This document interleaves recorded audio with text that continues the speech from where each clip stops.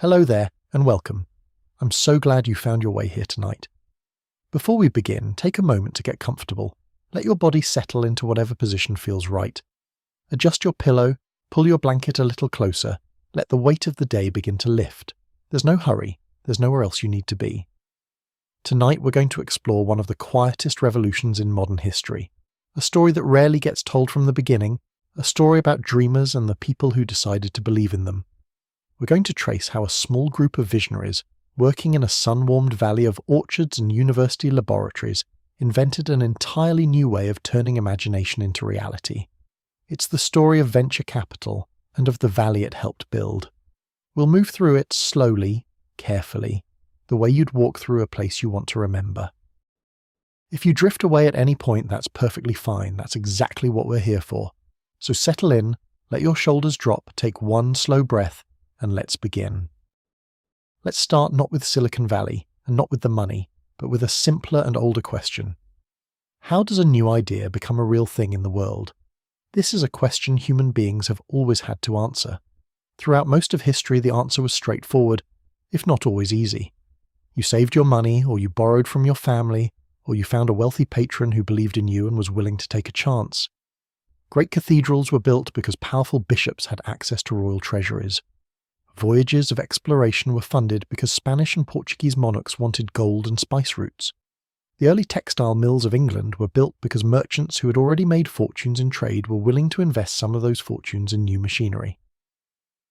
Capital and ideas have always needed to find each other. The story of how they find each other shapes the world that gets built. In the United States, for most of the country's history, the dominant model was a cautious one. Banks, which controlled the largest pools of available capital, were designed to be careful. A bank's fundamental obligation is to its depositors, ordinary people who have entrusted their savings and who expect to get them back. Banks make loans against collateral, against proven assets, against documented revenue streams.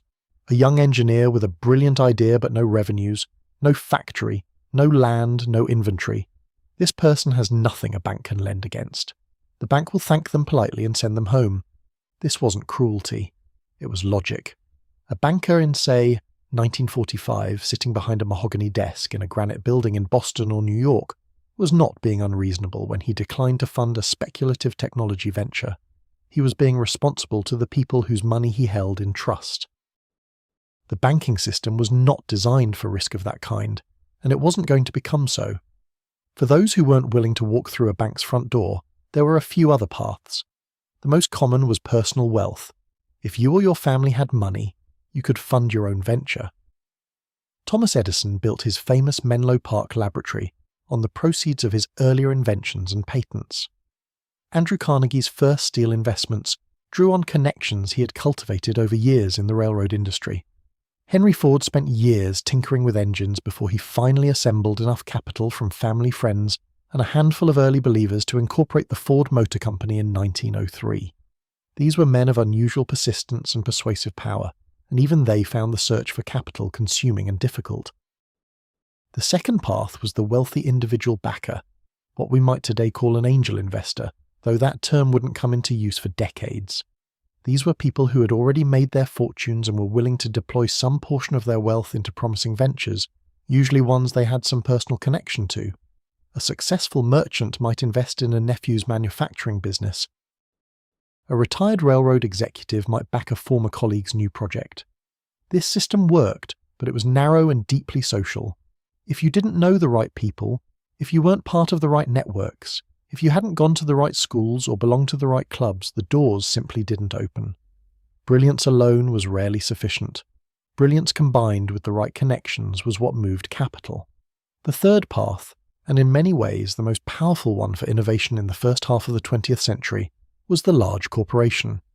By the 1920s and 30s, companies like American Telephone and Telegraph, General Electric, Westinghouse, and DuPont had grown large enough to fund significant internal research operations. Bell Laboratories, the research arm of AT&T, was perhaps the most extraordinary scientific institution the world had ever seen. Established formally in 1925, it employed thousands of scientists and engineers and gave them remarkable freedom to pursue long-term research questions without immediate commercial pressure. Over the following decades, Bell Labs would produce the transistor, the laser, information theory, the Unix operating system, and a collection of Nobel Prize-winning discoveries that reads like a catalogue of the modern world's foundations. But Bell Labs, as extraordinary as it was, illustrates precisely the limitation of this model. Innovation funded inside a corporation belongs to that corporation. The scientists at Bell Labs who invented the transistor in 1947 were employees of AT&T. They received recognition, career advancement, comfortable salaries. They did not receive equity.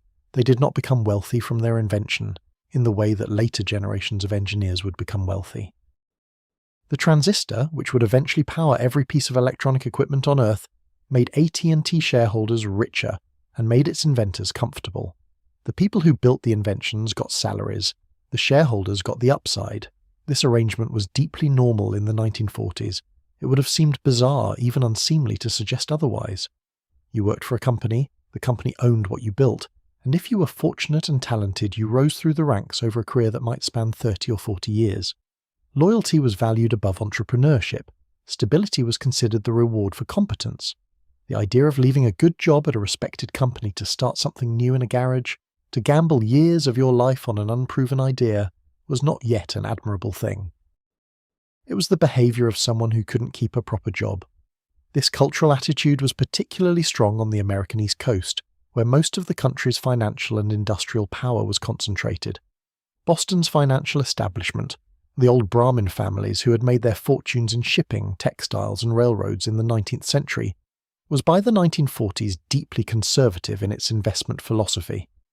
Money was managed carefully, distributed cautiously, and protected above all else. Old money in Boston kept itself old by not doing anything adventurous with it. New York's investment banks were more dynamic, but still fundamentally oriented toward financing established businesses, underwriting bonds for corporations with track records, and advising on mergers among companies that already existed. The West Coast was, in the financial imagination of the 1940s, essentially irrelevant. California was agricultural, military, and cinematic. The Bay Area had the University of California and Stanford, but Stanford was considered a pleasant regional institution, well regarded certainly, but not in the same conversation as Harvard, Yale, or MIT. San Jose and the Santa Clara Valley were defined by their orchards, apricots, prunes, cherries, walnuts. The valley's principal industry was farming, and its principal smell was blossoming fruit trees in the spring. It bore no resemblance to what it would become, and yet, underneath all of this, underneath the caution of the banks, the insularity of old money, the corporate ownership of innovation, the geographic concentration of capital in the East, there was a problem gathering force. The pace of technological change was accelerating. The Second World War had demonstrated more dramatically than anything before it that technology was the decisive factor in human affairs. Radar, the atomic bomb, penicillin, synthetic rubber, the proximity fuse. These were not products of conservative institutional caution. They were the products of urgent, imaginative, well-funded scientific effort. The war had shown that when capital was deployed boldly toward difficult technical problems, the results could be transformative beyond anything previously imagined. After the war ended, the scientists and engineers who had worked on these projects returned to universities and laboratories and corporations, carrying with them a changed understanding of what was possible. They had seen what happened when resources matched ambition. Some of them were not content to simply return to the old order, to file patents on behalf of large employers and collect salaries and wait for retirement. Some of them wanted to build something of their own. The question was how. The capital wasn't there. The structures weren't there. The investors willing to take that kind of risk didn't exist yet, or existed only as scattered individuals without a systematic way of connecting with the people who needed them. The gap between the ideas multiplying in the minds of returning scientists and engineers and the capital that might bring those ideas to life was wide, and, as the 1940s drew to a close, seemed as though it might remain so indefinitely. But gaps of that kind, in economies as dynamic as America's in the post-war years, have a way of attracting people who see them not as obstacles, but as opportunities. And in Boston, in 1946, One such person was about to do something that had never quite been done before. The money and the ideas were about to be introduced to each other. It would take time, and it would take the work of many unusual and visionary people across several decades and 3,000 miles. But it would happen, and in happening, it would change the world more thoroughly than almost anyone involved could have predicted. His name was Georges Doriot, and he was, in almost every way, an unlikely candidate to become the father of American venture capital. He was French to begin with. Born in Paris in 1892, the son of an automobile engineer who worked for Peugeot in the early days of the motor car, Doriot grew up surrounded by the particular French sensibility that treats ideas as worthy of serious, sustained attention. He studied at the École des Hautes Études Commerciales, one of France's great business schools, before making his way to the United States in 1921, initially to study at Harvard. He arrived planning to stay for a year. He stayed for the rest of his life. Harvard Business School, where Doriot eventually joined the faculty, was in the 1920s and 30s an institution still defining itself, still working out what it meant to teach business as a serious academic discipline. Doriot threw himself into this project with an intensity that his students would remember for decades. He taught manufacturing, operations, the practical mechanics of how things got made and organizations got run. But what made Doriot unusual, what separated him from the more conventional members of the faculty, was his insistence that business was fundamentally a human enterprise. Numbers mattered, yes. Efficiency mattered. But the animating force behind any successful organization was always a person or a small group of people who believed in something and were willing to commit themselves to it completely. This was not a common view in business education at the time. The dominant mode was analytical. Break the problem into its components, measure what can be measured, optimize what can be optimized. Doriot believed all of that was necessary but not sufficient. What you could not measure, what no spreadsheet could capture, was the quality of a person's conviction. And conviction, he would argue to his students year after year, was the variable that mattered most. He had occasion to test this belief during the Second World War, when he left Harvard to serve in the United States Army. He was commissioned as a colonel and eventually promoted to brigadier general, assigned to the Research and Development Division of the Army's Quartermaster Corps. His job was to solve the supply and equipment problems of soldiers in the field, to figure out what American troops needed in terms of clothing, food, shelter, and equipment, and then to coordinate the research and production that would deliver those things. It was, in its own way, a venture in applied innovation. You had a problem, you had limited resources, you had urgent need, and you had to find solutions that worked in the real world rather than just on paper. Doriot was good at it. He understood that the people doing the work, the scientists, the engineers, the production managers, needed to feel ownership over their problems. They needed to believe that their contributions mattered, that someone in authority was paying attention to their ideas and taking them seriously. He created an environment of engaged collaboration that cut against the normal hierarchy of military command. His staff respected him, not because of his rank, but because of his genuine interest in what they were thinking. When the war ended and he returned to Harvard, he carried this understanding with him, that the most powerful thing a leader could do was make the people around them feel that their work was significant. It was in this spirit, and with this set of convictions about human capability and the importance of long-term thinking, that Doriot helped found American Research and Development in 1946. The organization was the brainchild of several people, and it's worth taking a moment to understand who they were and what they were trying to accomplish, because the founding of ARD was not simply a financial innovation. It was an argument about how the American economy should work in the post-war world. Carl Compton, the president of MIT, was one of the central figures. Compton had watched what happened during the war when scientific research was properly funded and directed. The results had been extraordinary, and he believed that sustained peacetime investment in technical innovation would produce comparable benefits for the civilian economy. Ralph Flanders, a Vermont senator and former president of the Federal Reserve Bank of Boston, brought a financial perspective and a conviction that New England's industrial economy was stagnating and needed new blood. Merrill Griswold of the Massachusetts Investors Trust added institutional investment expertise. And Doriot, who became the managing director and the operational heart of the enterprise, provided the philosophy.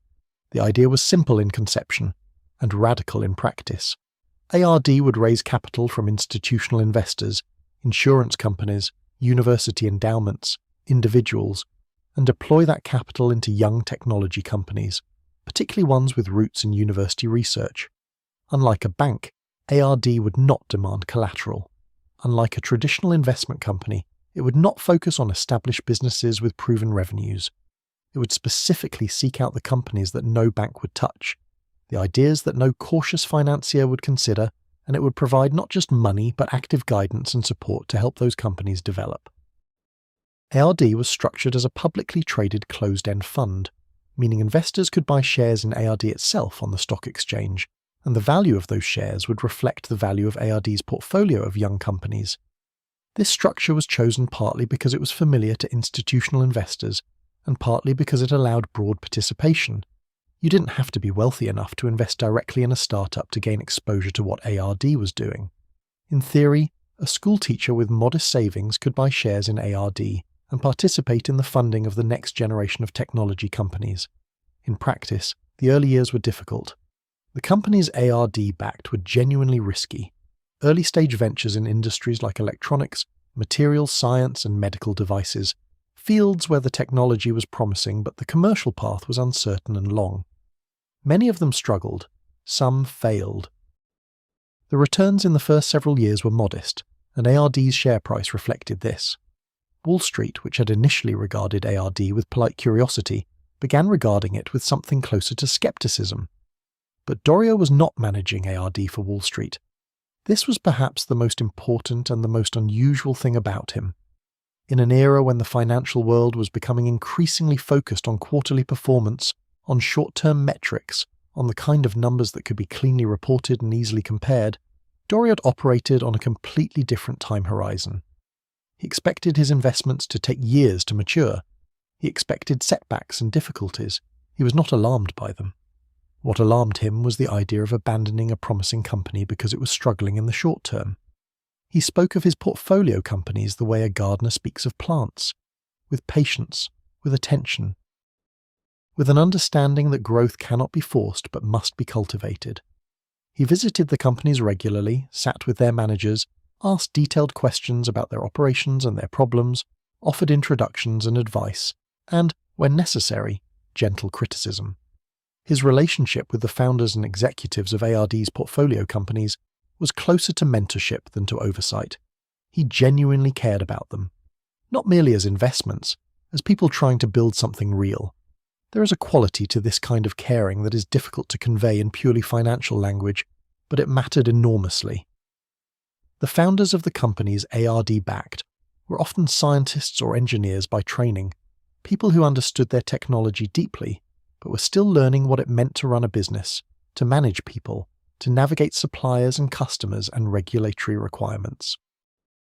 Having an investor who was also a wise and patient advisor, who would not panic when things went wrong, who would not demand an exit before the company was ready, who would sit with you in difficulty and help you think through your problems, this was genuinely rare. It was, in a sense, the thing that ARD was offering beyond the money itself. Doriot's most famous investment, the one that vindicated everything he had been arguing for 2 decades, came in 1957, when ARD invested $70,000 in a young company called Digital Equipment Corporation, founded by Ken Olsen and Harlan Anderson, 2 engineers from MIT's Lincoln Laboratory. Digital Equipment Corporation, which would become known simply as DEC, was building what Olsen and Anderson believed would be a new kind of computer, smaller, more interactive, more accessible than the room-size mainframes that dominated computing at the time. The investment seemed modest, even quaint, at the time it was made. $70,000. But ARD's stake in DEC, which it received in exchange for that investment, would grow over the following years into something almost incomprehensible. When DC went public in 1966, ARD's $70,000 investment was worth approximately $355 million. That is not a typographical error. $70,000 had become $355 million over roughly a decade of patient holding. This single investment produced a return so large that it exceeded the total of everything ARD had invested in all its other companies combined, and then some. It was the proof, absolute and undeniable that the model Doriot had been quietly building for 20 years actually worked. That if you were willing to find the right people at the right early stage of building something genuinely valuable, and if you were willing to be patient, truly patient, not months but years, the returns could be extraordinary. But here is where the story becomes more complicated and more instructive. The success of the DEC investment did not make Doriot rich. He had structured ARD in a way that paid himself a modest salary and kept most of the value inside the fund for its shareholders. His personal reward was professional satisfaction and the knowledge that what he had built was working. This was admirable by any measure, but it pointed to a structural tension in ARD's model that would eventually limit it. ARD was a public company, and public companies have obligations to their shareholders that create a particular kind of pressure. When ARD's portfolio companies were struggling, shareholders could sell their ARD shares, expressing their displeasure through the stock price. When a major investment like DEC was performing well, there was pressure to realize that gain, to sell the position and distribute the profits, rather than continuing to hold and allow the value to compound. The rhythms of the public market and the rhythms of early-stage company development were fundamentally misaligned, and ARD lived in the uncomfortable space between them. There was also the matter of compensation. ARD's talented analysts and associates, the people doing the work of finding and evaluating investment opportunities and supporting portfolio companies, were paid on a salary basis.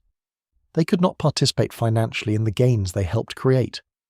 When a company they had championed and nurtured went public and made ARD's shareholders wealthy, those analysts received their regular paychecks. This created an obvious problem. As the venture capital industry began to develop, as other organizations emerged that offered their investment professionals a share of the profits they generated, ARD found itself unable to retain its best people. Doriot understood this, but he also believed, somewhat idealistically, that the right kind of person should be motivated by the work itself rather than by the prospect of personal enrichment. He was not entirely wrong about this. The best investors in any era are indeed motivated by something beyond money, by curiosity and the pleasure of being close to the creation of new things. But he was also not entirely right. The people who built the venture capital industry into what it eventually became were motivated by both, by genuine passion for innovation and by the very real possibility of building extraordinary personal wealth. ARD's structure couldn't accommodate both, and over time the talent drifted towards structures that could. ARD was eventually acquired by Textron in 1972, ending its independent existence. By that point, the form of venture capital that would actually scale, the private limited partnership, with its carried interest model and its freedom from public reporting pressures, had already taken root on the West Coast. Doriot's invention had not won the structural argument, but his philosophy had won the deeper argument, the idea that patient, engaged, mentorship-oriented capital could find extraordinary returns in early-stage technology companies. This idea had been proven beyond any reasonable doubt by the investment in Digital Equipment Corporation and by the decades of careful work that surrounded it. Doriot died in 1987 at the age of 92. He had lived long enough to see Silicon Valley become what it had become, to see the venture capital industry he had pioneered grow into a force that shaped the global economy. Whether he took satisfaction in this, or whether he had complicated feelings about the ways the industry had evolved away from his more humanistic vision, is difficult to know. What is clear is that everything that came after him, every partnership on Sand Hill Road, every check written to a young founder in a garage, every patient decade of holding equity in a company that the rest of the world had not yet noticed, all of it carried some trace of the philosophy he had spent his career trying to embody. The money and the ideas had been introduced to each other, the introduction had gone well, but the form they would take together, the specific structure that would allow them to find each other reliably and at scale, was still being worked out. And the place where that working out would happen was not Boston. It was a valley in California, fragrant with orchards, anchored by a young university whose most visionary administrator had his own ideas about how innovation and capital could be made to find each other. To understand what happened next, you have to understand a particular kind of person, someone who looks at a place and sees not what it is, but what it could become. Frederick Terman was that kind of person, and the place he looked at in the years just after the Second World War. was a modest university on the edge of a farming valley in Northern California. Stanford University in the 1940s was a pleasant institution with a good reputation and a persistent inferiority complex. It had been founded in 1891 by Leland Stanford, the railroad magnate, in memory of his son, and it occupied a sprawling campus of sandstone buildings and red-tiled roofs in the town of Palo Alto, surrounded by agricultural land that stretched in every direction toward low hills. It was well regarded in the West, but in the national imagination, higher education meant the East: Harvard, Yale, MIT, Princeton. Stanford was where you went if you were a Californian who couldn't get into one of those places, or if you preferred the sunshine. It was not yet a place that shaped the world. Terman intended to change that. He had grown up in Palo Alto, the son of a Stanford psychologist, and he had studied electrical engineering at MIT before returning to Stanford as a professor and eventually as dean of the School of Engineering. He understood what MIT had become, a center of scientific power, deeply connected to industry and government, producing graduates who went on to build important things. He wanted Stanford to become that, but in its own way, rooted in its own geography, contributing to its own region rather than simply exporting its talent to the East Coast. The insight that defined Terman's approach was geographical and deeply practical. He noticed that when Stanford graduates did well, they tended to leave. They took their degrees and their abilities to establish companies in other parts of the country, and California received no particular benefit from the investment it had made in their education. Terman believed this was not inevitable. He believed that if Stanford could create the conditions for its graduates to start companies locally, if it could provide encouragement, connections, and a supportive environment for entrepreneurship, the talent could stay, and the region could build something cumulative and self-reinforcing. He began acting on this belief in ways both large and small. He encouraged promising students to think about starting their own ventures rather than simply seeking employment. He made introductions, wrote letters of recommendation to potential investors and customers, used whatever social capital he had accumulated to open doors for the young engineers and scientists coming out of his department. When two of his most promising graduate students came to him in 1938 with the idea of starting an electronics company rather than taking corporate jobs, Terman didn't tell them to be sensible. He helped them. Their names were William Hewlett and David Packard, and the company they started in a small garage behind a house on Addison Avenue in Palo Alto would become one of the most important technology companies of the 20th century. Terman helped them secure a small loan, $500 from a local bank, modest by any measure, and provided guidance as they worked out what kind of company they wanted to build and what products they would make. Their first significant product was an audio oscillator, a piece of test equipment used to measure sound frequencies. Walt Disney Studios bought 8 of them to use in the production of the film Fantasia. It was an appropriately humble beginning for a company that would eventually employ more than 300,000 people worldwide. The Hewlett-Packard garage became, in later years, a kind of shrine, officially designated by the state of California as the birthplace of Silicon Valley. This designation is partly symbolic, as most such designations are, but it points to something real.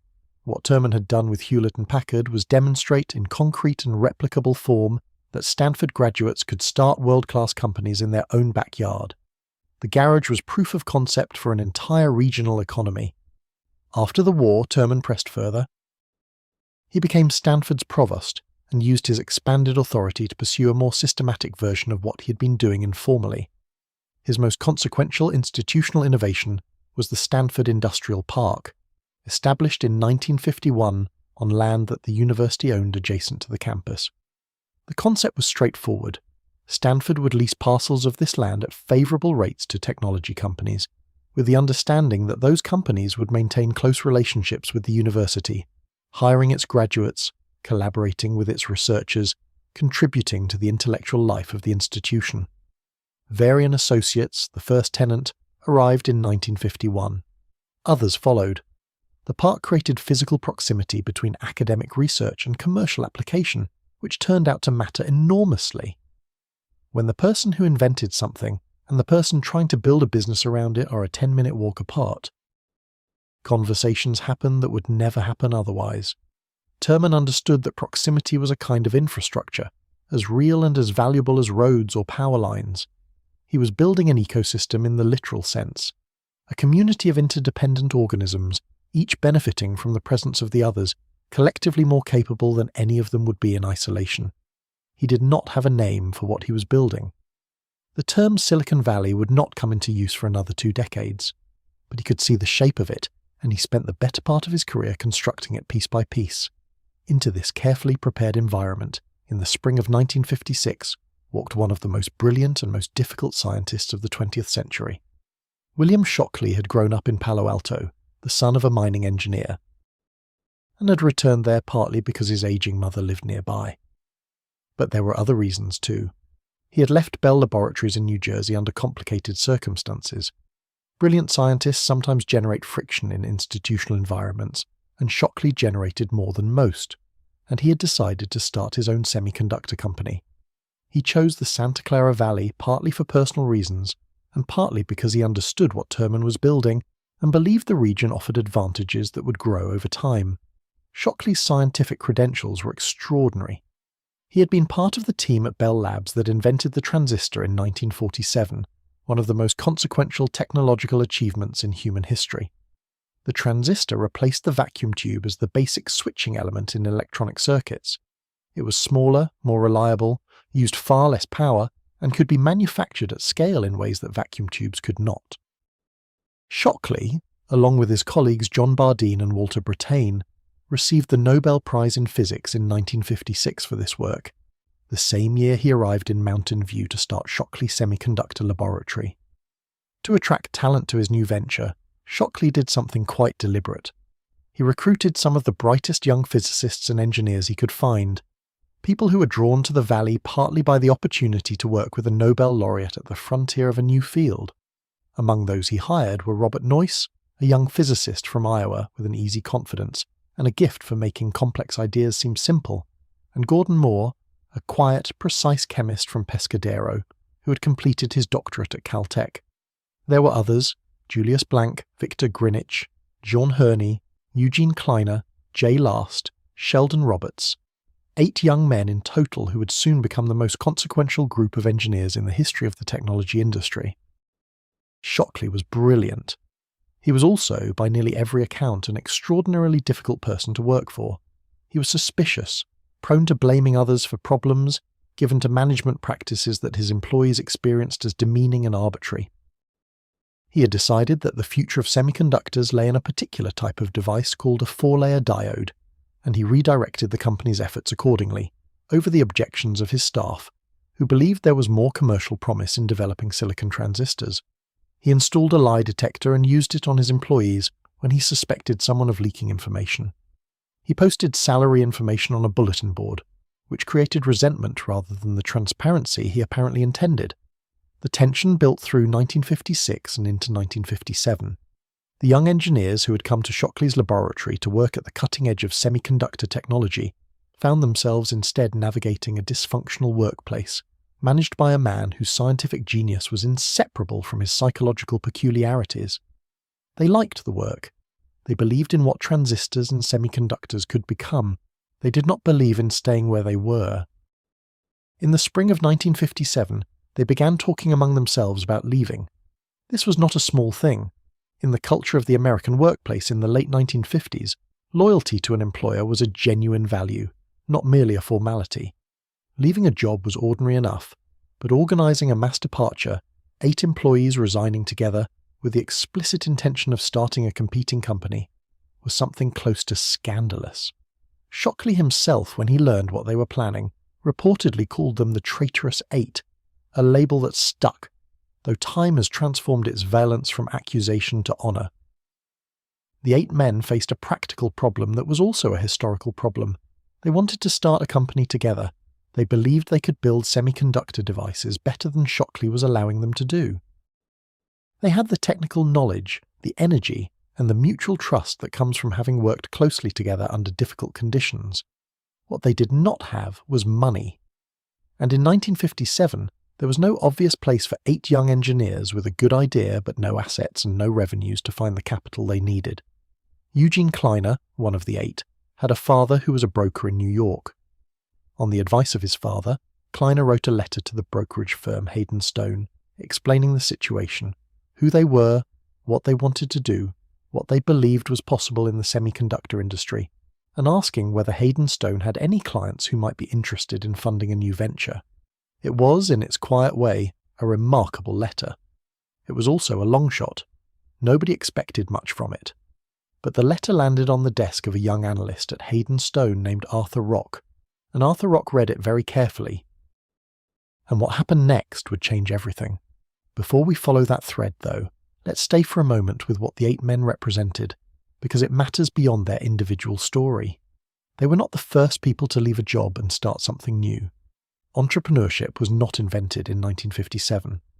But they were doing something that was genuinely new in its context, leaving not to start a corner store or a law practice or a farm, but to start a high-technology company in a field that barely existed, based on scientific knowledge that most people didn't yet understand was important. They were betting on the future of electronics, on the idea that the transistor and the semiconductor were not curiosities or niche industrial components, but the foundation of an entirely new technological world. They were right, of course, we know that now. But they didn't know it with certainty in 1957, and neither did anyone else. What they had was a combination of technical conviction and personal courage, the willingness to act on what they believed before the world had confirmed it. That combination, technical conviction plus the courage to act on it before confirmation arrives, is the thing that venture capital would eventually learn to identify and fund. It is, in a sense, the raw material the entire industry was built to process. The Valley of Orchards was about to change. The blossoms were still on the trees, the air still smelled of fruit and turned earth. The mountains to the west still caught the afternoon light the same way they always had. But something had shifted. 8 young men had written a letter. A young analyst in New York had read it. And the conversation that would follow would begin to transform not just a valley, but the way the entire world thought about the relationship between human imagination and the capital needed to bring that imagination to life. Arthur Rock was 29 years old when Eugene Kleiner's letter arrived at Hayden Stone, and he was, by his own later description, not yet sure what he wanted to do with his career.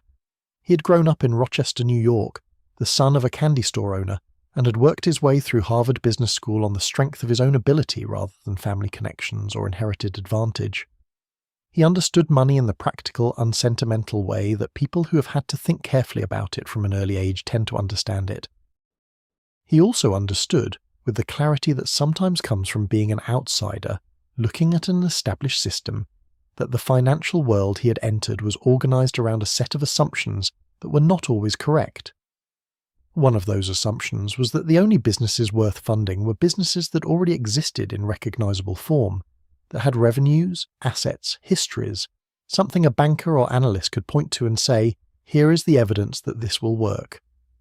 Rock had been watching the technology industry with growing attention, and what he saw suggested to him that this assumption was not just conservative, but actively wrong. The most important technology companies of the coming decades were not going to be extensions of existing industries. They were going to be something new, built around scientific knowledge that was itself new, and the evidence that they would work would not be available in advance. He would have to decide before the evidence arrived or not decide at all. When he read Kleiner's letter, Rock understood immediately that this was not an ordinary request for financing. These were not men looking for a bank loan or seeking a corporate acquirer.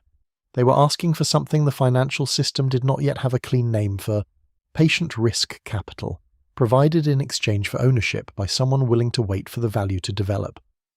Rock had been thinking about exactly this problem in the abstract. Now he had a concrete case sitting on his desk. He took the letter to his senior colleague Alfred Coyle, and together they flew to San Francisco to meet the 8 men. The meeting confirmed what the letter had suggested. These were not dreamers or dilettantes. They were serious, technically accomplished engineers who understood their field deeply and had a clear and credible vision of what they wanted to build. Rock came away from the meeting convinced that they deserved funding, and that finding it would require him to go well outside the normal channels of American finance. What followed was a months-long search that illustrated with painful precision exactly how wide the gap between early-stage technology and available capital actually was in 1957. Rock approached more than 30 established companies and wealthy individuals, presenting the case for funding the 8 engineers and explaining what he believed they could accomplish. The answer in almost every case was no. Not a tentative no, not a no with conditions, but a firm and often puzzled no. The idea of providing capital to 8 employees who had just left their jobs to start a company in a field that barely existed, with no collateral, no revenues, and no guarantee of anything except their own conviction. This was not a proposal that fit any existing mental model. The people Rock approached were not stupid. They were simply operating within a set of financial assumptions that had no room for what he was describing. Rock's persistence through this period is worth pausing on, because it tells us something important about the nature of financial innovation. New financial structures do not come into existence because someone sits down and designs them from first principles. They come into existence because someone encounters a problem that existing structures cannot solve and refuses to stop looking for a solution until they find one. Rock encountered 30 rejections and kept going, not because he was reckless, but because he had looked at the engineers and at the technology and at the moment in history, and he was convinced that the investment made sense. The system's inability to accommodate it was the system's problem, not the investment's. The answer, when it came, arrived from an unexpected direction. Sherman Fairchild was the son of George Fairchild, one of the original investors in IBM, and had inherited both a substantial fortune and a genuine fascination with technology. He had founded Fairchild Camera and Instrument, a company that made cameras and optical equipment and had its own semiconductor research operation. When Rock eventually reached him through a chain of introductions, Fairchild was receptive in a way that the previous 30 prospects had not been. He understood the technology, he understood the people, and he had, crucially, both the financial resources and the psychological temperament to make a bet of this kind. The deal that Rock structured with Fairchild was novel in its specifics, though it drew on elements that existed elsewhere in the financial world. Fairchild Camera and Instrument would provide $1.5 million to fund the new company, which would be called Fairchild Semiconductor. In exchange, Fairchild Camera would receive a significant equity stake and an option to buy the new company outright for $3 million within 8 years. The 8 founders would each receive shares in the new company, giving them a direct financial interest in its success. Rock and Coyle would receive a small equity stake as compensation for structuring the deal. This arrangement looks almost quaint by the standards of later venture transactions, and in some respects it was imperfect. The buyout option that Fairchild Camera held would eventually create significant tension. But what mattered, in the moment and in retrospect, was the principle embedded in the structure. The founders were not employees receiving salaries in exchange for their labor. They were owners. They had equity. If the company succeeded, they would share in that success in a direct and substantial way. This alignment of incentives between founders and investors, the idea that everyone involved should have genuine skin in the game, that the upside of success should be shared broadly rather than captured entirely by a corporate parent, was the seed of something that would eventually reshape the entire technology industry. Fairchild Semiconductor opened for business in a modest building in Mountain View in 1957, and from the beginning it was clear that the engineers who had left Shockley's laboratory had not wasted their time there. They understood transistors, and they understood silicon, and they moved quickly. Within a year they had produced a workable silicon transistor, demonstrating that silicon, cheaper, more abundant, and more stable at high temperatures than germanium, the material Shockley had favoured, was the right foundation for the semiconductor industry. The name that would eventually attach itself to the entire region, Silicon Valley, was a tribute to this early and consequential choice. But the most important thing that happened at Fairchild Semiconductor in its early years was not a product. It was an invention, a scientific and engineering achievement by Robert Noyce that would, in time, become the foundational technology of the modern world, the integrated circuit. The idea was this. Instead of manufacturing transistors individually and then connecting them with wires to form circuits, why not manufacture the transistors and their connections together as a single unit on a single piece of silicon? This would make the circuits smaller, faster, cheaper, and more reliable than anything that could be assembled from discrete components. Noyce worked out the technical approach in early 1959, sketching the concept in his laboratory notebook on January 23rd of that year. Independently, and almost simultaneously, an engineer at Texas Instruments named Jack Kilby was developing a similar idea, and the question of priority between them would be debated for years. But what mattered, ultimately, was not who got there first, but what they had made. The integrated circuit was not an incremental improvement on existing technology. It was a different way of thinking about what electronics was and what it could become. Every digital device that exists today, every computer, every smartphone, every server in every data center, every medical device, every automobile with electronic systems, is built on the integrated circuit. The technology that Noyce sketched in his notebook in Mountain View in early 1959 is, in a very real sense, the foundation on which the modern world rests. And Fairchild Semiconductor, funded by the improbable deal that Arthur Rock had spent months assembling, was where it happened. Fairchild grew rapidly, becoming one of the most important technology companies of the early 1960s. But it also began, almost from its earliest days, to exhibit the fracturing tendency that would become one of Silicon Valley's defining characteristics. The buyout option that Fairchild Camera held over the semiconductor subsidiary created chronic tension. The founders felt constrained. They wanted equity in the parent company, a share in the broader enterprise they were building. Fairchild Camera's management, operating from a traditional corporate perspective, did not see why they should provide equity to what were, in their view, employees of a subsidiary.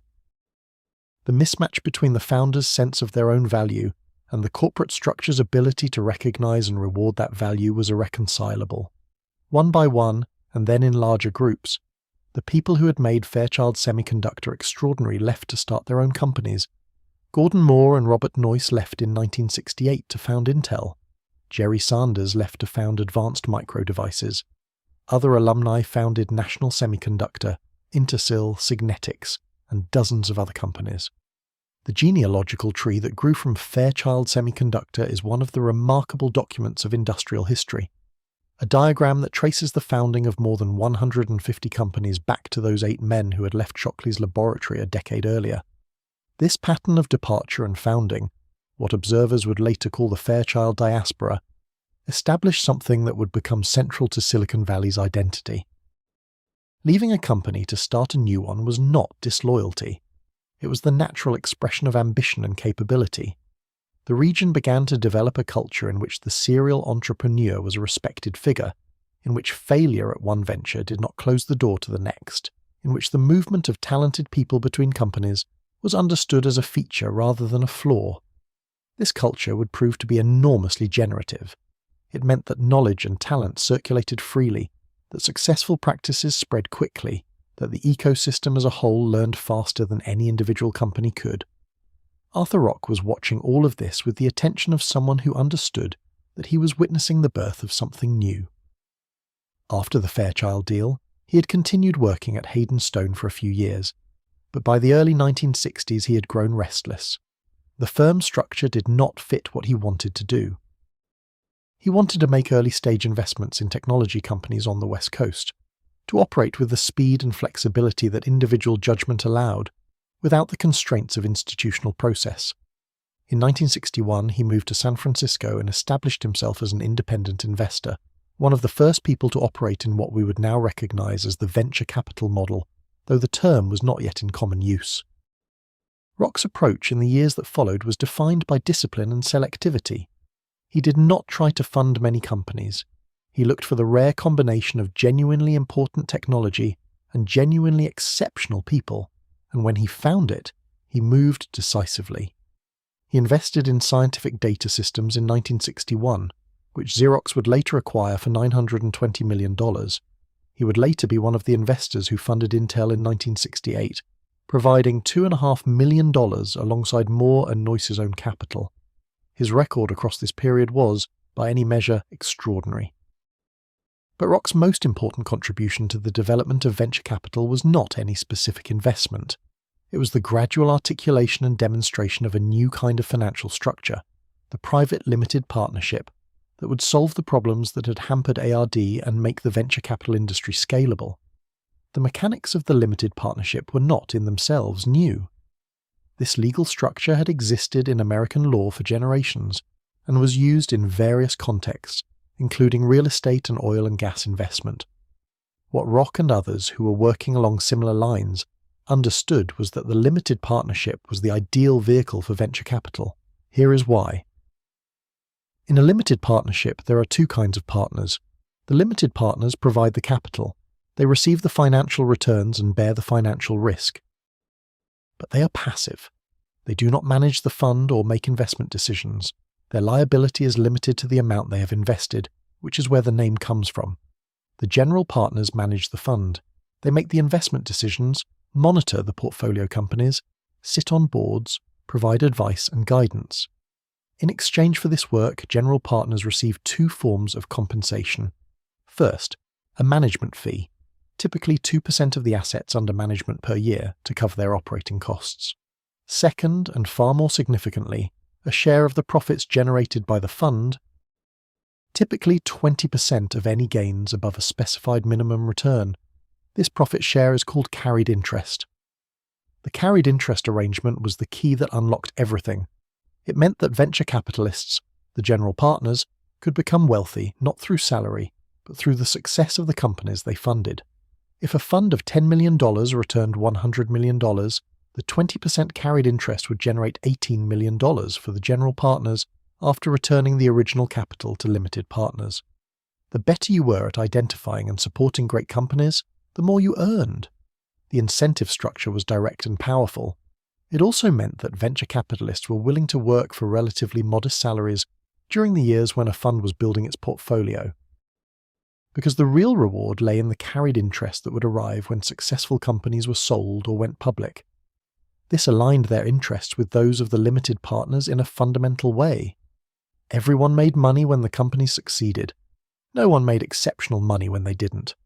The structure embedded patience into the system, because carried interest was only realized over the life of a fund, typically 10 years, not quarter by quarter.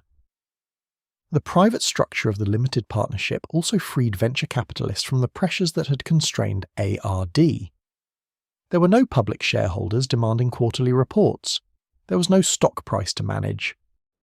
The fund's investors, the limited partners, had committed their capital for the life of the fund and could not withdraw it on short notice. This gave general partners the time horizon that early-stage investing required. You could hold an investment for 7 or 8 years through difficulties and setbacks without anyone having the ability to force a premature exit. This was the structure that would build Silicon Valley. Not the garage, not the university, not the technology alone, though all of those were essential, but this particular arrangement of capital and incentive and time, this legal and financial architecture that gave patient money the freedom to wait for the right moment. It was quiet and technical and largely invisible to the outside world. It generated no headlines. No one wrote songs about the limited partnership structure, but without it, the companies that were about to be created, the companies that would define the coming decades, would not have been funded, or would have been funded in ways that prevented them from becoming what they became. The valley was changing. The orchards were giving way, slowly, to buildings of a different kind. The roads that had carried farm equipment were beginning to carry engineers.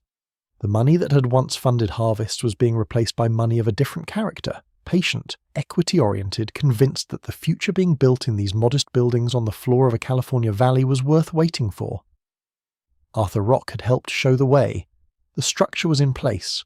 What was needed now was a community of investors willing to commit to it fully, to build firms rather than simply make individual bets, to create the institutions that would make venture capital not just a practice but an industry.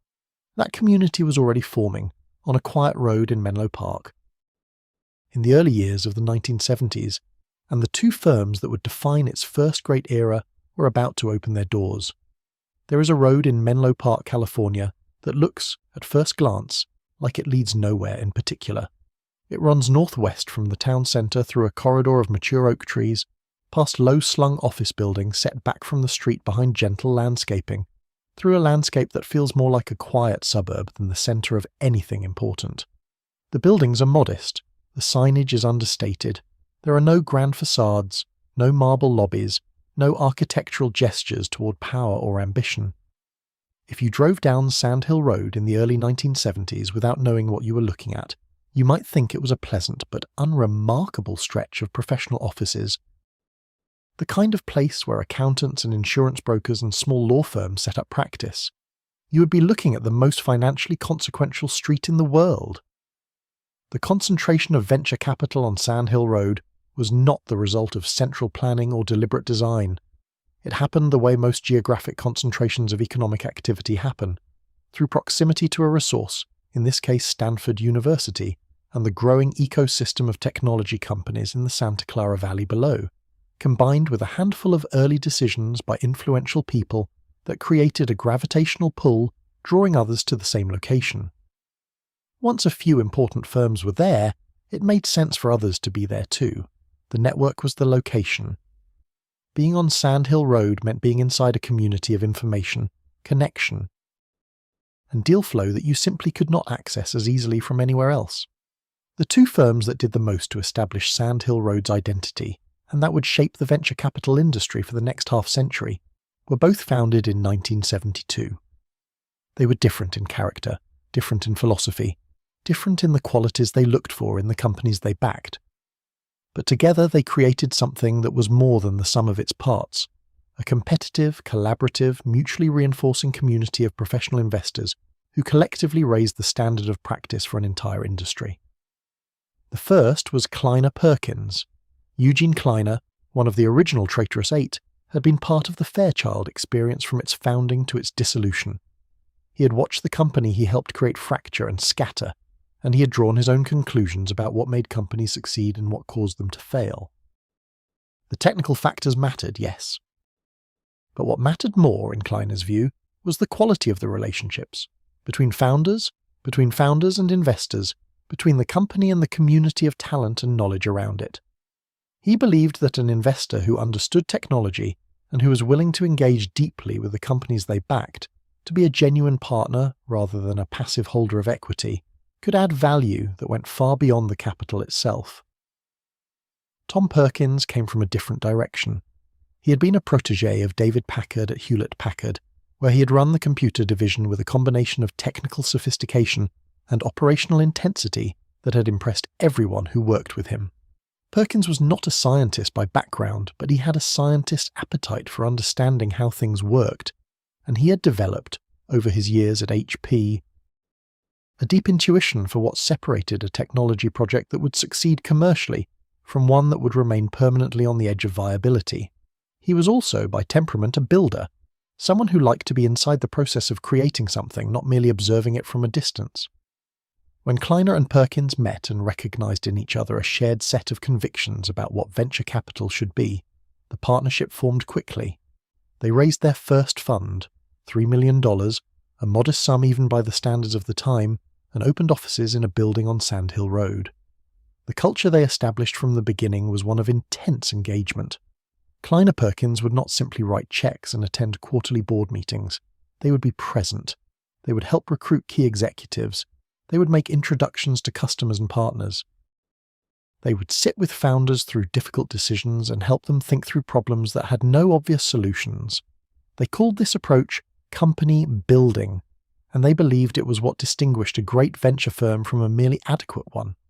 The partnership also established, from its earliest days, a practice of bringing in specialized expertise to support portfolio companies. If a company needed a chief financial officer, Kleiner Perkins would help find one. If it needed to understand regulatory requirements in a new market, the firm would connect it with someone who knew. This was not altruism. It was enlightened self-interest. The more successfully their portfolio companies developed, the more valuable the firm's equity stakes became.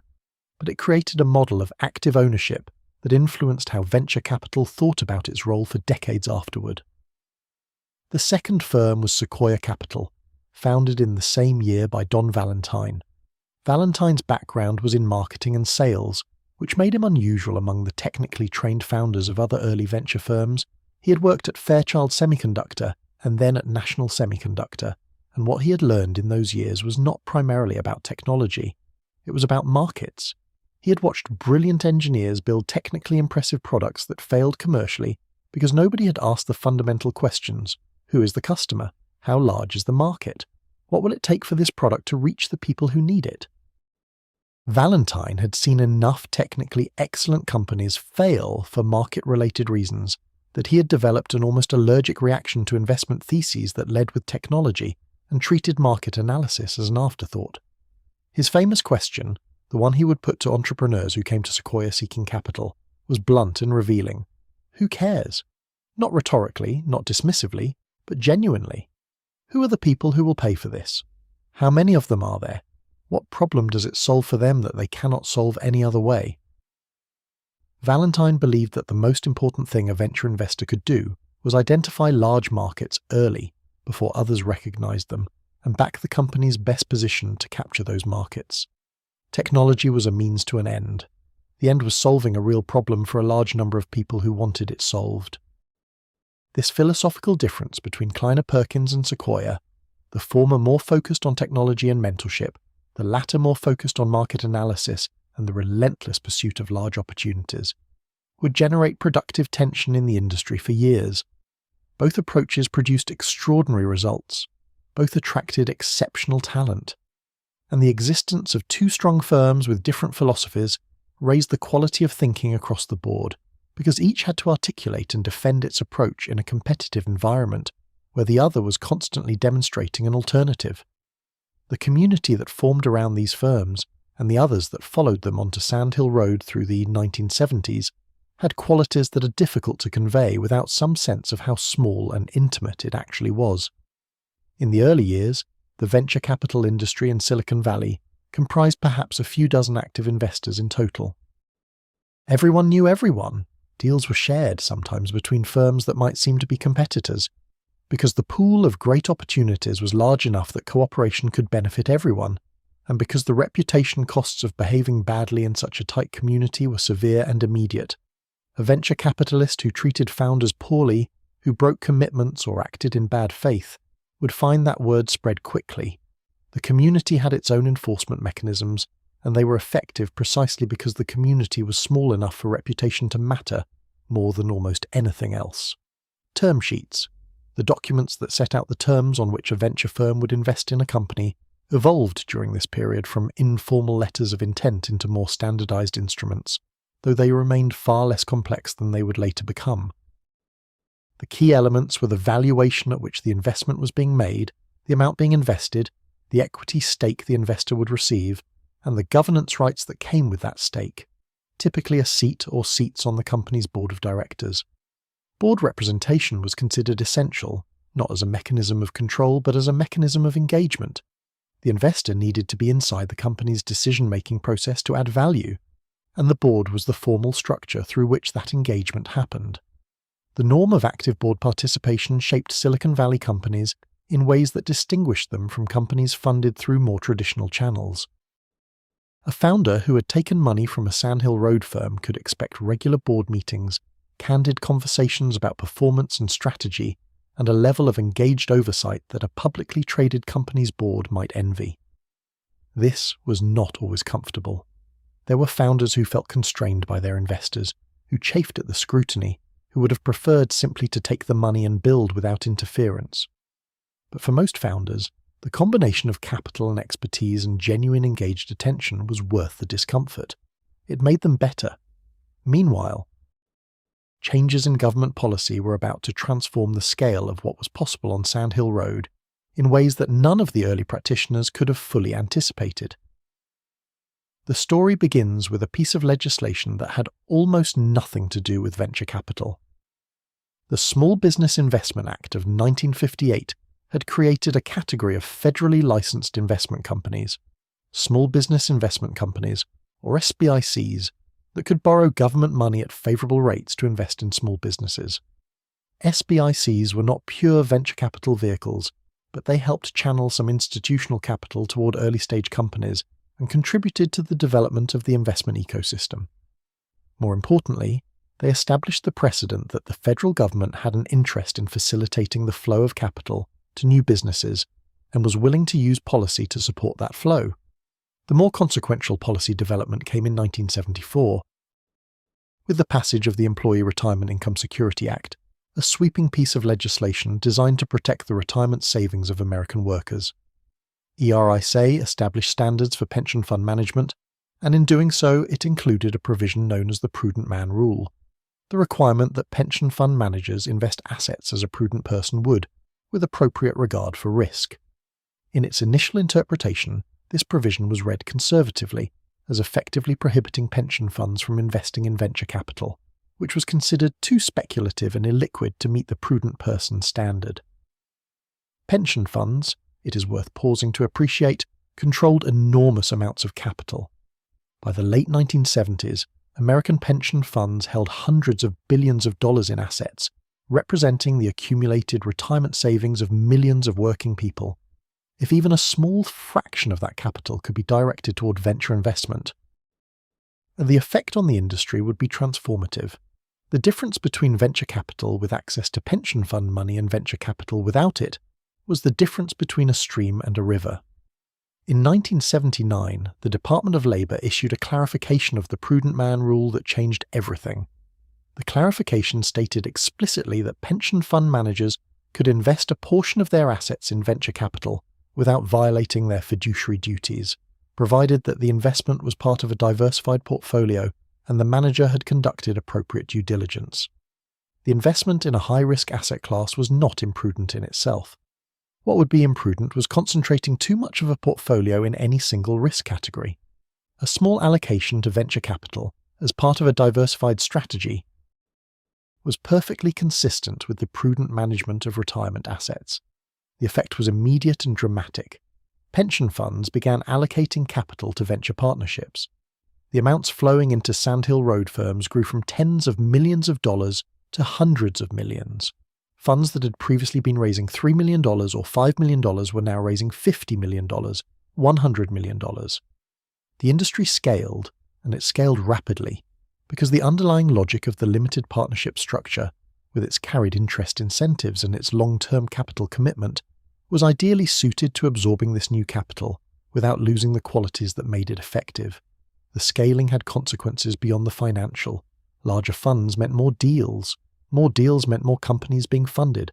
More companies meant more competition for talent, more demand for the ecosystem services, legal, accounting, executive recruiting that supported the technology industry. The region began to grow faster, to develop denser and more complex networks, to attract talent from a wider geographic area.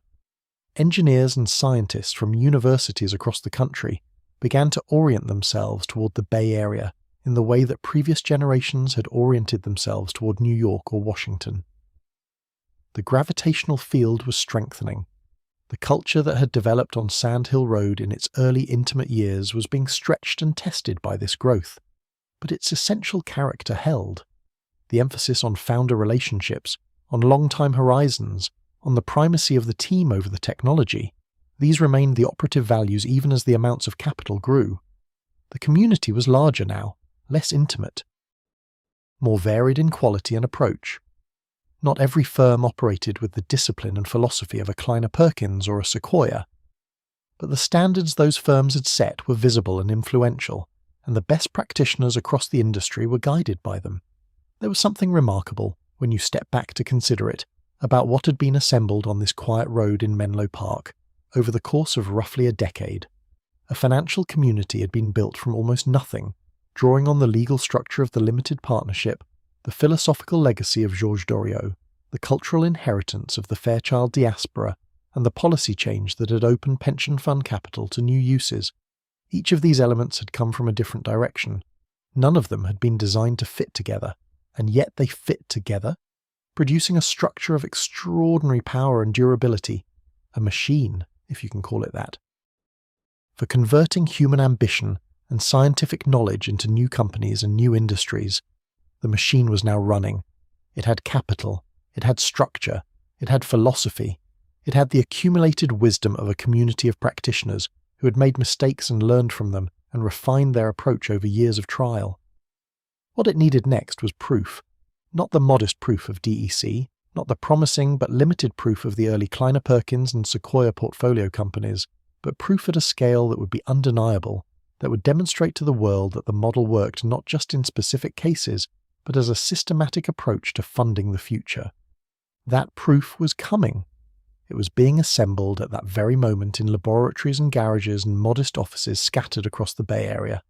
Two investments in particular, one in a technology that would transform medicine, one in a machine that would transform how human beings related to information, were about to validate everything that had been built on Sandhill Road.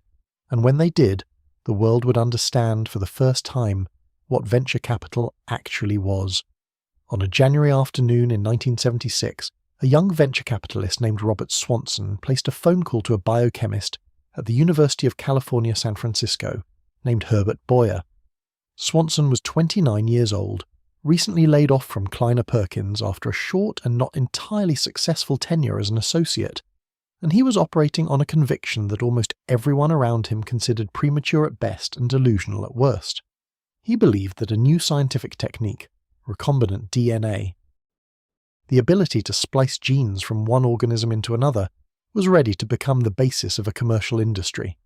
He wanted to start a company around it. He wanted Boyer to be his partner. Boyer agreed to give Swanson 10 minutes. They talked for 3 hours. What passed between them in that conversation, in a bar in the Mission District of San Francisco over beers on a Friday afternoon, was the kind of meeting that sounds in retrospect like it was inevitable, like the forces that produced it were so large and so directed that the outcome could not have been otherwise. But meetings of this kind are never inevitable until they happen. They require two people with complementary knowledge and compatible temperaments and sufficient courage to take seriously an idea that the rest of the world is not yet ready to take seriously. Boyer had the science, Swanson had the commercial conviction. Neither of them had much money. But by the end of the conversation, they had agreed to found a company together, each contributing $500 from their own pockets to cover initial legal fees. The company was Genentech. The name was a compression of genetic engineering technology, and it was an accurate description of what Boyer and Swanson intended to do. They would use recombinant DNA techniques to engineer bacteria that could produce human proteins that the human body needed, but that could not previously be manufactured in useful quantities. The first target was insulin, the hormone that regulates blood sugar, and that diabetic patients required daily for survival. Insulin at the time was extracted from the pancreases of pigs and cattle, a process that was expensive, limited in scale, and produced a product that was slightly different from human insulin and caused immune reactions in some patients. If you could engineer bacteria to produce human insulin, you would have a product that was purer, more consistent, available in unlimited quantities, and manufacturable at costs that would fall as the process was refined. This was the vision. The science to support it existed, barely. The regulatory pathway was entirely unclear. The commercial infrastructure, the manufacturing processes, the clinical trial frameworks, the relationships with hospitals and physicians did not exist at all. What existed was a scientific possibility and two people willing to bet their time and energy on it. Tom Perkins of Kleiner Perkins had been watching the development of recombinant DNA research with the same appetite for emerging technology that defined his best work as an investor. He understood, with the pattern recognition that comes from years of evaluating technology at its earliest stages, that what Boyer and his colleagues had achieved in the laboratory was not merely scientifically interesting, but potentially transformative in commercial terms. When Swanson came to Kleiner Perkins seeking investment, Perkins moved quickly. Kleiner Perkins invested $100,000 in Genentech's first round of financing, receiving a significant equity stake in exchange. The investment was made with full awareness that the company might not work, that the science might prove more difficult to translate into manufacturing than it appeared in the laboratory, that regulators might impose restrictions that prevented commercialization, that the entire category might turn out to be premature. This awareness of risk, clearly held and explicitly accepted, is one of the things that distinguished the best venture investors from those who merely participated in obvious opportunities. Perkins was not pretending that Genentech was a sure thing. He was making a considered judgment that the probability of success, multiplied by the magnitude of the outcome if success was achieved, justified the investment. This is the arithmetic of venture capital at its most fundamental, not the avoidance of risk but the accurate pricing of it, and the willingness to accept risk that others will not accept in exchange for returns that others will not receive. The years between Genentech's founding and its public offering were years of genuine scientific achievement, matched with growing commercial momentum. In 1977, the company successfully produced a human brain hormone called somatostatin, using recombinant techniques, proving the basic approach worked. In 1978, the team produced human insulin. In 1979, human growth hormone. Each achievement was both a scientific milestone and a demonstration that the technology could be directed toward medically significant targets, that this was not laboratory magic but the beginning of a systematic capability to manufacture proteins that could heal and protect human bodies. Genentech's initial public offering took place on October 14, 1980. The company had revenues but was not yet profitable. It had no approved products on the market. By traditional metrics of investment value, it was difficult to justify any particular share price at all. And yet when the stock opened for trading that morning at $35 per share, what happened was unlike anything Wall Street had seen before in the life sciences. Within minutes, trading was so frenzied that the price shot upward. Within an hour, shares were changing hands at $88. By the end of the day, Genentech had reached a market capitalization of approximately $500 million. $500 million for a company with no approved products. The market was not pricing Genentech's present. It was pricing its future, the future that Boyer and Swanson and their team had been building in the laboratory for 4 years, the future that Kleiner Perkins had believed in when almost no one else did. Kleiner Perkins' original $100,000 investment had become, in the space of 4 years, a position worth tens of millions of dollars. The return was not merely financial, it was proof, offered to the entire investment world at the scale of a public market, that venture capital could identify scientific possibility before it became commercial reality and fund the journey between them. It is worth letting that sink in for a moment. $100,000 invested in a company founded in a bar over beers, returning tens of millions. The arithmetic was not magic. It was the arithmetic of correctly identifying a transformative technology at its earliest stage and having the patience and conviction to hold through 4 years of uncertainty. But when the arithmetic resolves itself at that scale, it changes how people think about what is possible. And what people thought was possible in the world of technology investing changed permanently after Genentech's IPO. While Genentech was being built in South San Francisco, something equally significant was happening in a garage in Los Altos, and in the offices of a modest electronics company in Cupertino, and in the minds of 2 young men whose partnership would become one of the most famous in the history of American business. The story of Apple Computer's early funding is, in some ways, a story about what venture capital missed as much as what it found. Steve Wozniak, who designed the Apple I and then the Apple II, was a self-taught engineering prodigy who'd grown up in the Bay Area and spent years working at Hewlett-Packard. His technical gifts were extraordinary. He could see solutions to engineering problems that other talented engineers simply could not see. And he could implement those solutions with an elegance and economy that produced machines of unusual capability and reliability. Steve Jobs, his partner, was something different entirely. A young man of fierce aesthetic conviction and commercial instinct, who understood, with a clarity that Wozniak lacked and did not particularly want, that what they were building was not just a clever device, but the first iteration of something that would change how ordinary people related to computing.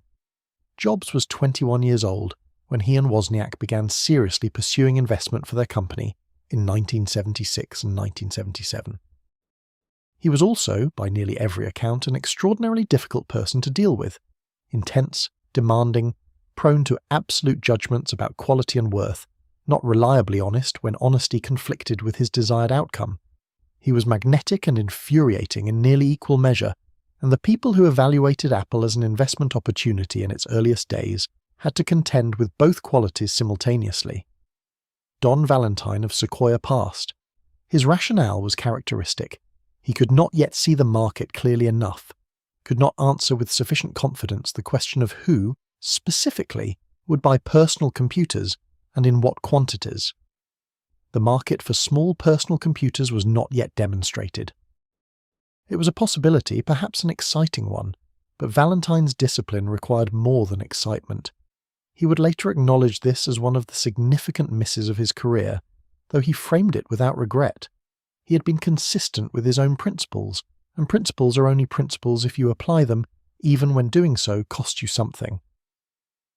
The investment that came through was not from a Sand Hill Road partnership at all, at least not initially. Mike Markkula was a retired Intel marketing executive, 33 years old, who had made enough from his Intel stock options to have financial freedom and enough residual energy to want to deploy it somewhere interesting. He met Jobs and Wozniak, looked at the Apple II they were building, and made a decision that was as much instinctive as analytical. He invested $250,000 of his own money for approximately 1/3 of the company. He also agreed to work with Jobs full-time, bringing the marketing and business development experience that the two founders lacked entirely. Markler was, in the terminology that would develop later, an angel investor, an individual deploying personal capital rather than a fund manager deploying institutional capital. But his check was large enough, and his involvement deep enough that the line between angel and venture investor was blurry in this case. Arthur Rock, who had by this point become one of the most respected figures in the industry, invested subsequently, as did Venrock, the investment vehicle affiliated with the Rockefeller family. The cap table of Apple Computer in its pre-public years was a map of the emerging venture ecosystem. Angels, professional investors, institutional vehicles, all holding equity in a company that was growing faster than anyone had projected. The Apple II, introduced in 1977, was a genuine commercial product in a way that the Apple I had not been. It had a keyboard, a color display interface, expansion slots, and a design that looked, at least aspirationally, like something a person might want to have in their home rather than a hobbyist's project. Sales grew from a few thousand units in 1977 to nearly 8,000 in 1978 to over 35,000 in 1979. The growth curve was steep and consistent, the kind of trajectory that made every conversation about Apple's value a conversation about future potential rather than current performance. Apple Computer's initial public offering took place on December 12, 1980, less than 2 months after Genentech's. The company offered 4.5 million shares at $22 per share, raising $100 million in what was at that moment the largest initial public offering since Ford Motor Company had gone public in 1956. On the day of the offering, the shares sold out within minutes of the market opening.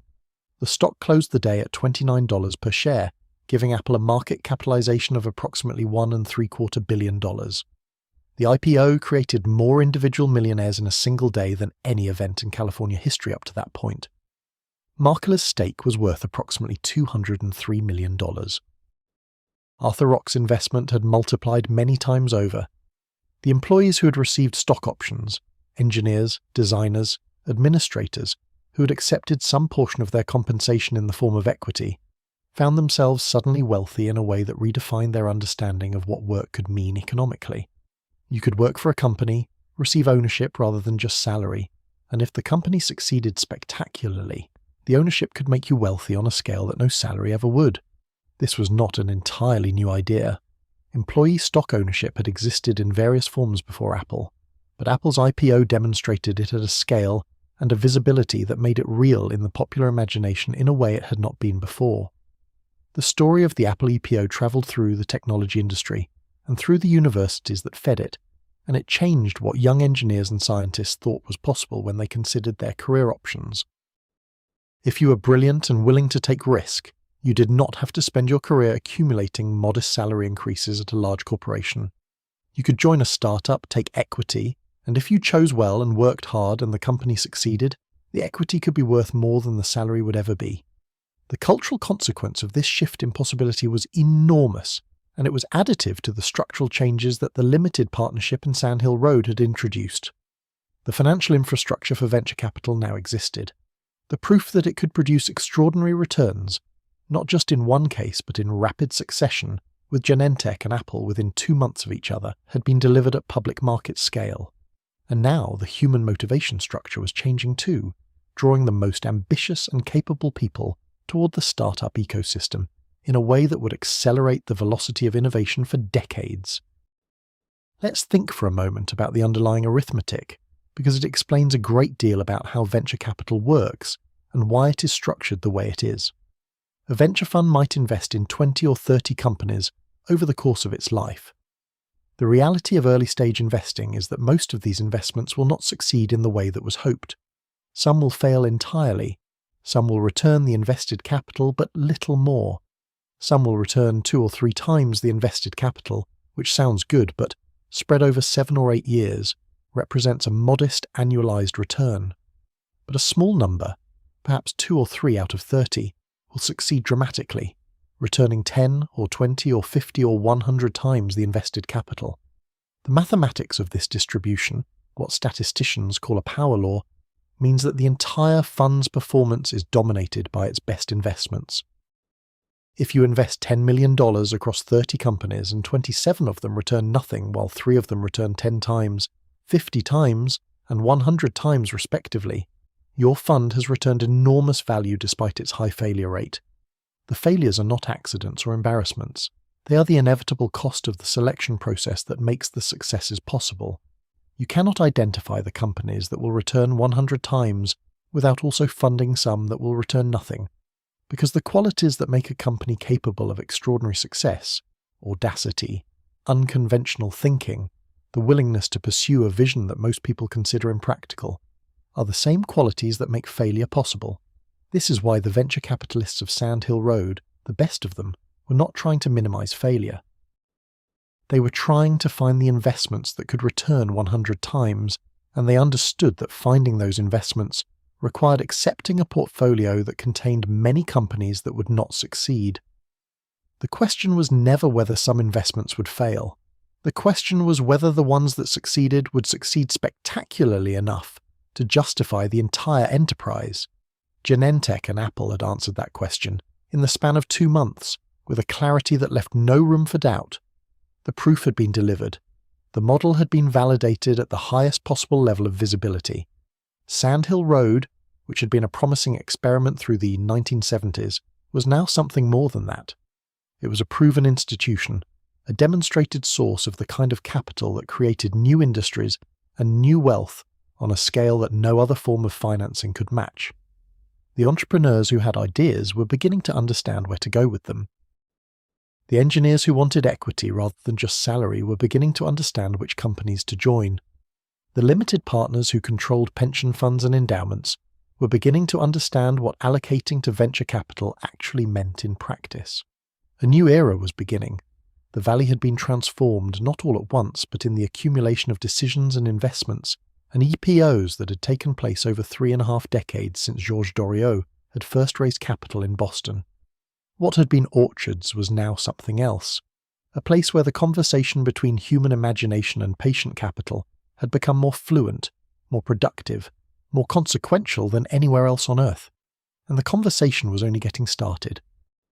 For a while in the middle years of the 1990s, it seemed as though everything that had been learned on Sand Hill Road, the patience, the discipline, the insistence on real business models and demonstrable markets and teams that could execute, might be rendered irrelevant by the sheer velocity of something new.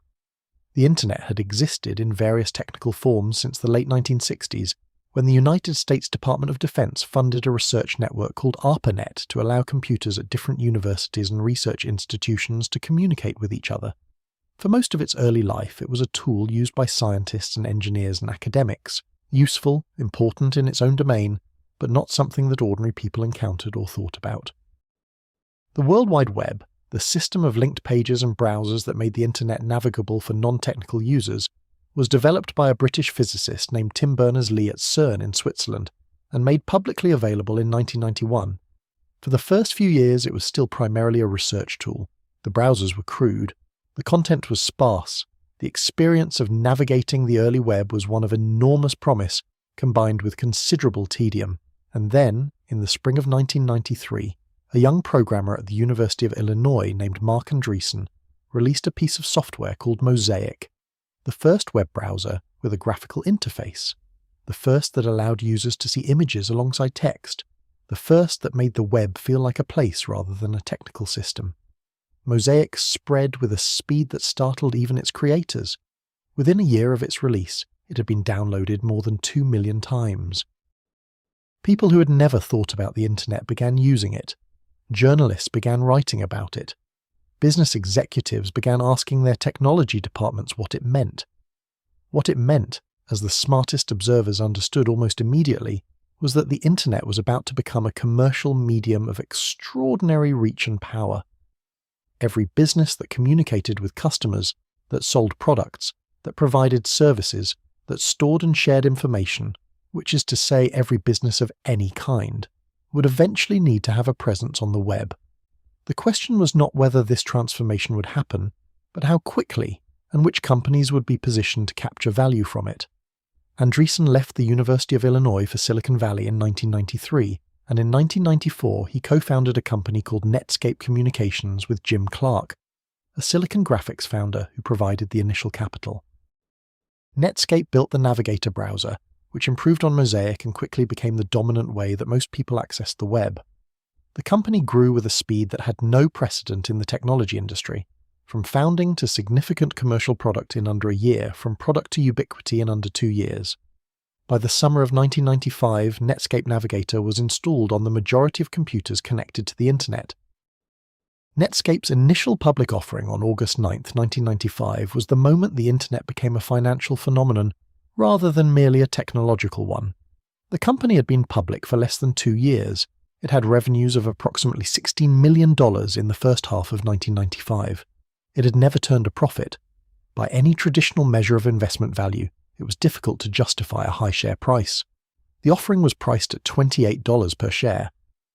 When the market opened that morning, the demand was so overwhelming that trading was halted while the system processed orders. When shares finally began trading, the price had doubled.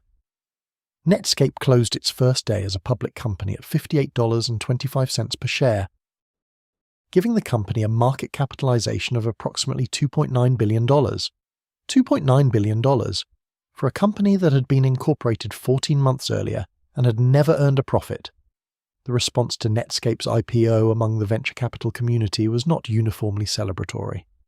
The experienced practitioners, the people who had been through multiple cycles, who remembered what discipline looked like and what it had produced, understood that what they were watching was not just an exciting new opportunity, but also the early signs of a collective intoxication.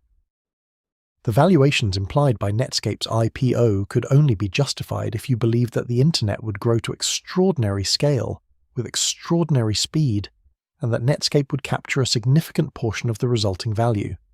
These things might be true, but the confidence with which the market was pricing them as certainties was something different from the careful, probabilistic thinking that the best venture investors had spent decades learning to practice. But the market was not particularly interested in careful, probabilistic thinking in 1995 and 1996 and 1997. It was interested in the Internet and in the companies being built around it, and in the possibility, which felt in those years more like a certainty, that the transformation of the economy by digital technology would be so complete and so rapid that the normal rules of business valuation did not apply. The phrase that captured this mood, repeated so often in those years that it became almost a mantra, was that the Internet changed everything. And in one sense, it did. The Internet genuinely was transformative. The companies that would ultimately emerge from this period, Amazon, Google, eBay, Salesforce, a handful of others, would indeed go on to reshape industries, create enormous value, and demonstrate that the basic premise of Internet investing was correct. The Internet did change everything, but being correct about the destination did not make every vehicle heading in that direction worth funding at any price. And it was the price, the valuations being assigned to Internet companies in the late 1990s, that was the problem. Capital began flowing into Internet ventures with a speed and volume that bore no relationship to the rate at which those ventures could sensibly deploy it. Venture firms that had previously raised funds of $50 or $100 million raised funds of $500 million. New firms launched specifically to invest in Internet companies staffed by people with limited operating experience and even more limited experience of market cycles. Corporate venture arms deployed capital from balance sheets that had been fattened by the long bull market of the 1990s.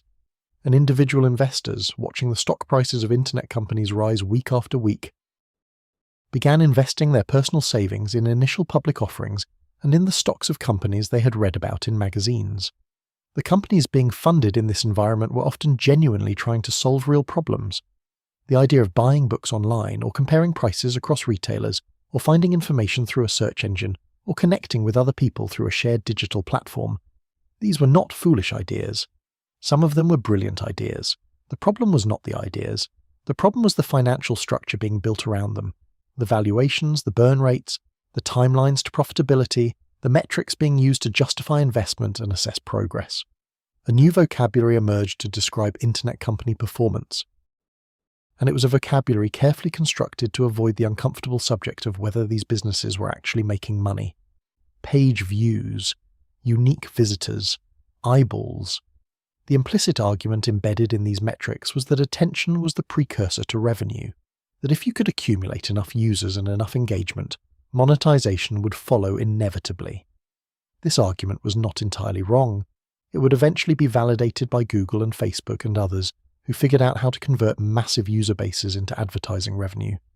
But in the late 1990s, the monetization had not yet been figured out, and many of the companies being funded on the strength of their eyeball metrics were spending money they could not replace to attract users whose attention they could not yet convert into revenue.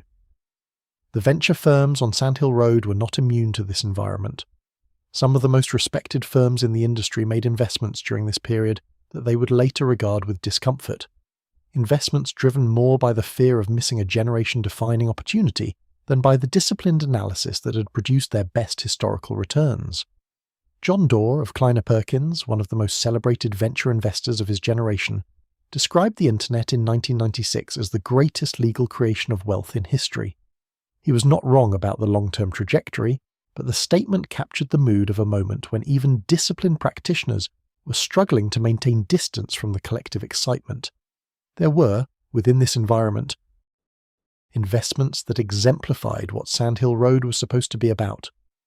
In the summer of 1995, a former hedge fund analyst named Jeff Bezos had driven across the country from New York to Seattle, writing a business plan in the passenger seat while his wife drove, to found an online bookstore he called Amazon. The idea was simple in conception. Books were a product category with enormous variety, which made them difficult to stock fully in physical stores, but perfect for a virtual catalogue of essentially unlimited depth. A physical bookstore might carry 50,000 titles. Amazon could offer 1 million. Kleiner Perkins invested $8 million in Amazon in the spring of 1996 at a valuation of approximately $60 million. The investment was made by John Doerr, who had met Bezos and came away convinced that he was looking at someone with the intellectual range, the operational intensity, and the strategic ambition to build something genuinely important. The technology was not the point. The technology was a means. The point was Bezos's vision of what Amazon could become. Not just a bookstore, but eventually a store for everything, a logistics and distribution network of unprecedented scale, the infrastructure of commerce itself. Doerr had seen founders like this before. He knew what the combination of clarity of vision and relentlessness of execution could produce. Amazon went public in May 1997 at $18 per share, raising $54 million. The stock rose significantly on its first day of trading. Kleiner Perkins' investment of $8 million had become, in the space of roughly a year, a position worth hundreds of millions of dollars. But the more important point, the point that would become clear only over the following decade, was that Doerr's investment in Bezos had nothing to do with the internet mania surrounding it. It had to do with the person, with the judgment that this particular founder, given capital and time, would build something extraordinary. That judgment was correct, and it was made on the basis of old principles applied in a new context.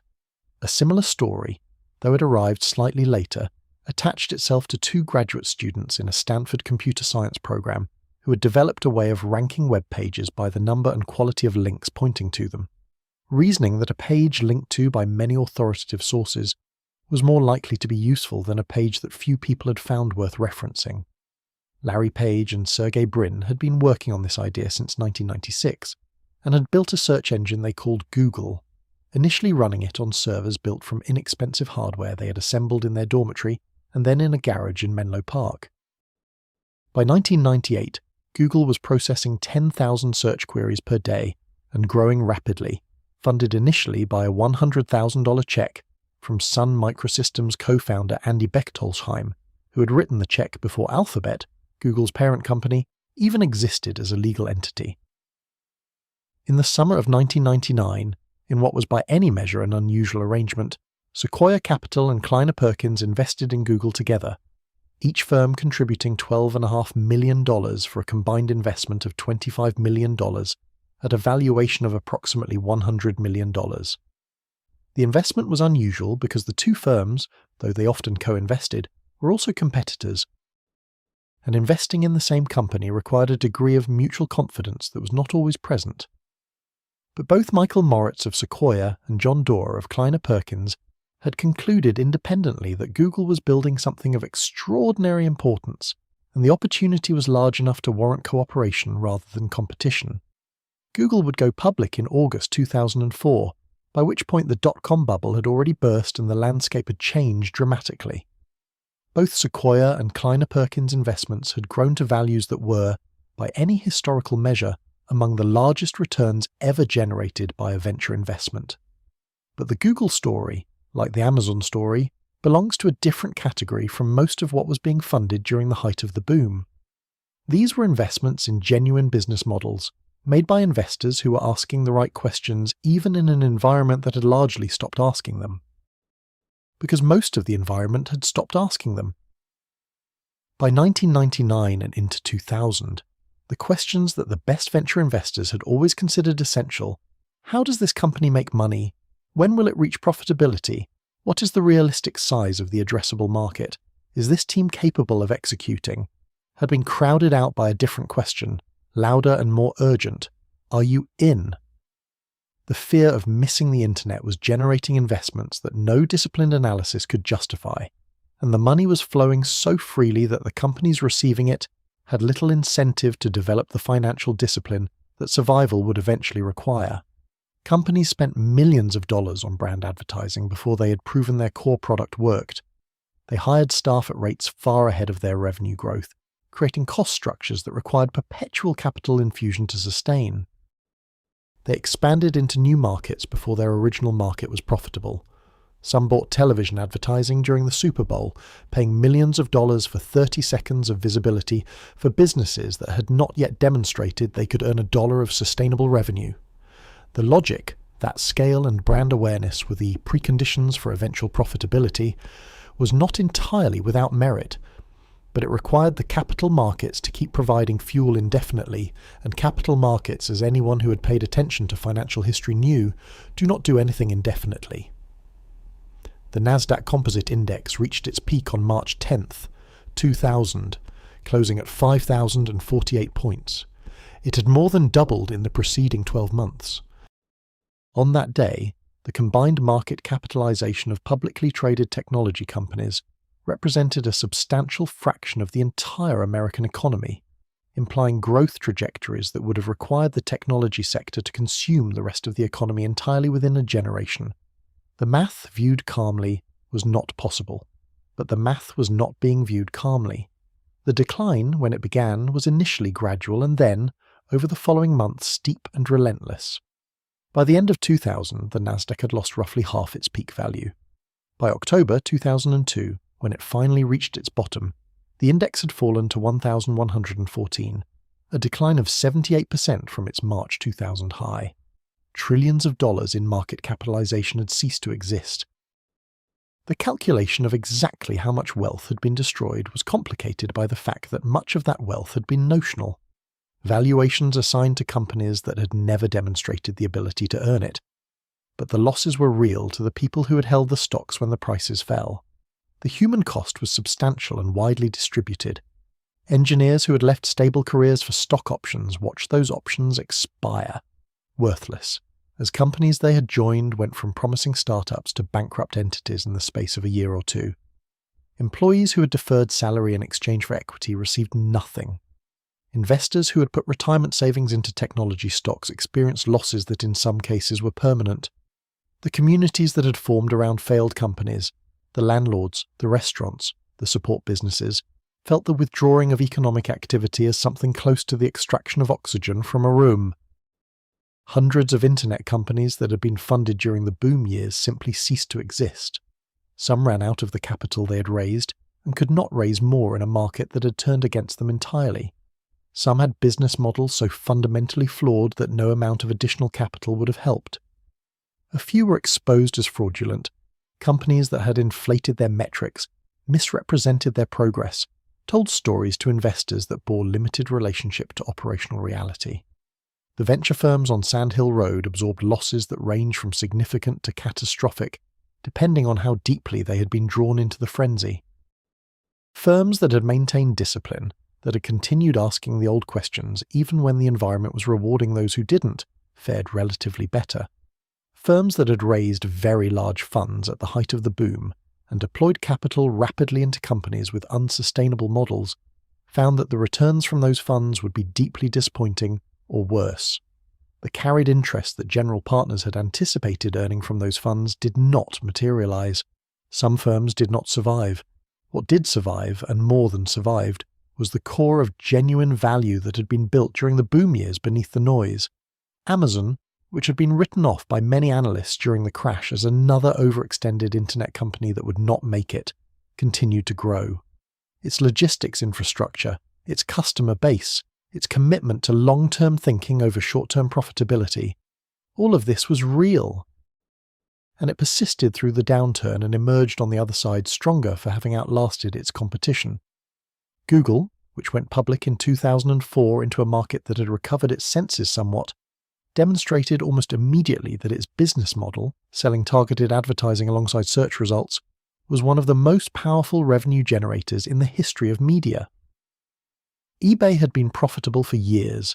These companies had real business models, real competitive advantages, real reasons to expect that their growth could continue.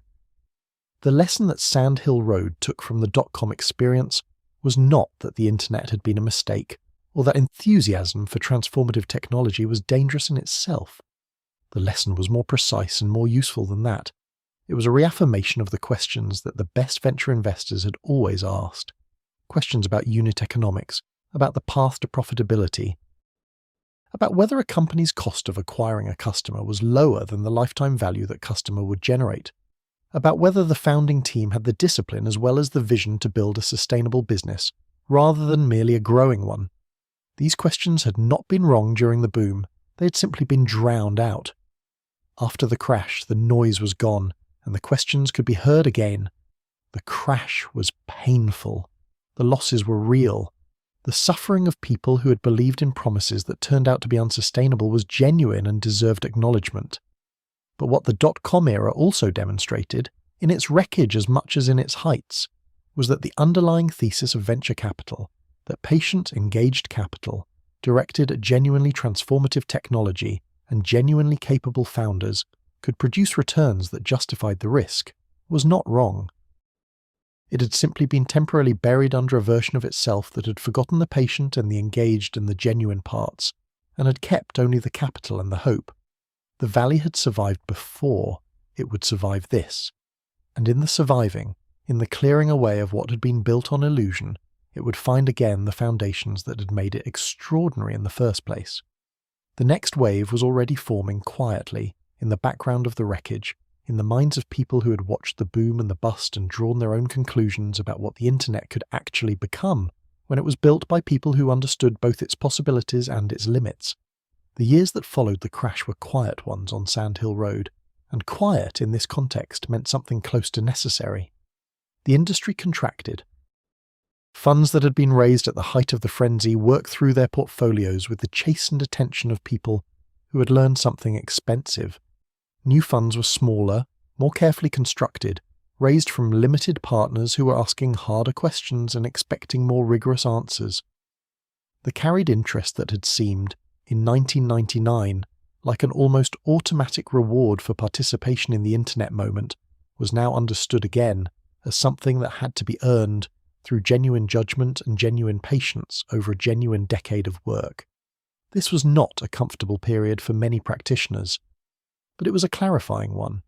The people who remained in the industry after the crash, who had the conviction and the financial cushion to keep going when the environment had turned cold, tended to be the people whose belief in what venture capital could do was grounded in something more durable than enthusiasm for a particular technology wave.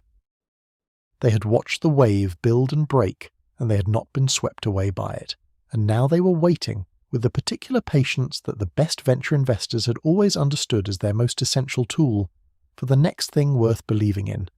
The next thing was already being built, though its full significance was not yet visible. In the years between 2002 and 2007, a set of technologies and business models were developing that would, in combination, produce another transformation of the technology landscape, one that in some ways went deeper and reached further than the first internet wave, because it placed the internet not on desktop computers in offices and homes, but in the pockets of every person on Earth. The mobile phone had existed for decades, of course, and by the early 2000s it was nearly ubiquitous in the developed world. But the mobile phones of that era were primarily communication devices. You used them to make calls and perhaps to send text messages, and a few of the more advanced models allowed rudimentary internet access that was slow and cumbersome and not particularly useful. The software that ran on these phones was written by the phone manufacturers themselves, locked and proprietary, inaccessible to outside developers who might have ideas about what else these devices could do. On January 9, 2007, Steve Jobs walked onto a stage at the Moscone Center in San Francisco and introduced the iPhone. The presentation he gave that morning is worth thinking about slowly, because what Jobs described was not merely a new product, but a new way of thinking about what a phone was. He opened by saying that Apple was introducing 3 revolutionary products: a widescreen iPod with touch controls, a revolutionary mobile phone, and a breakthrough internet communications device. Then he paused and let the audience understand that these were not 3 separate products.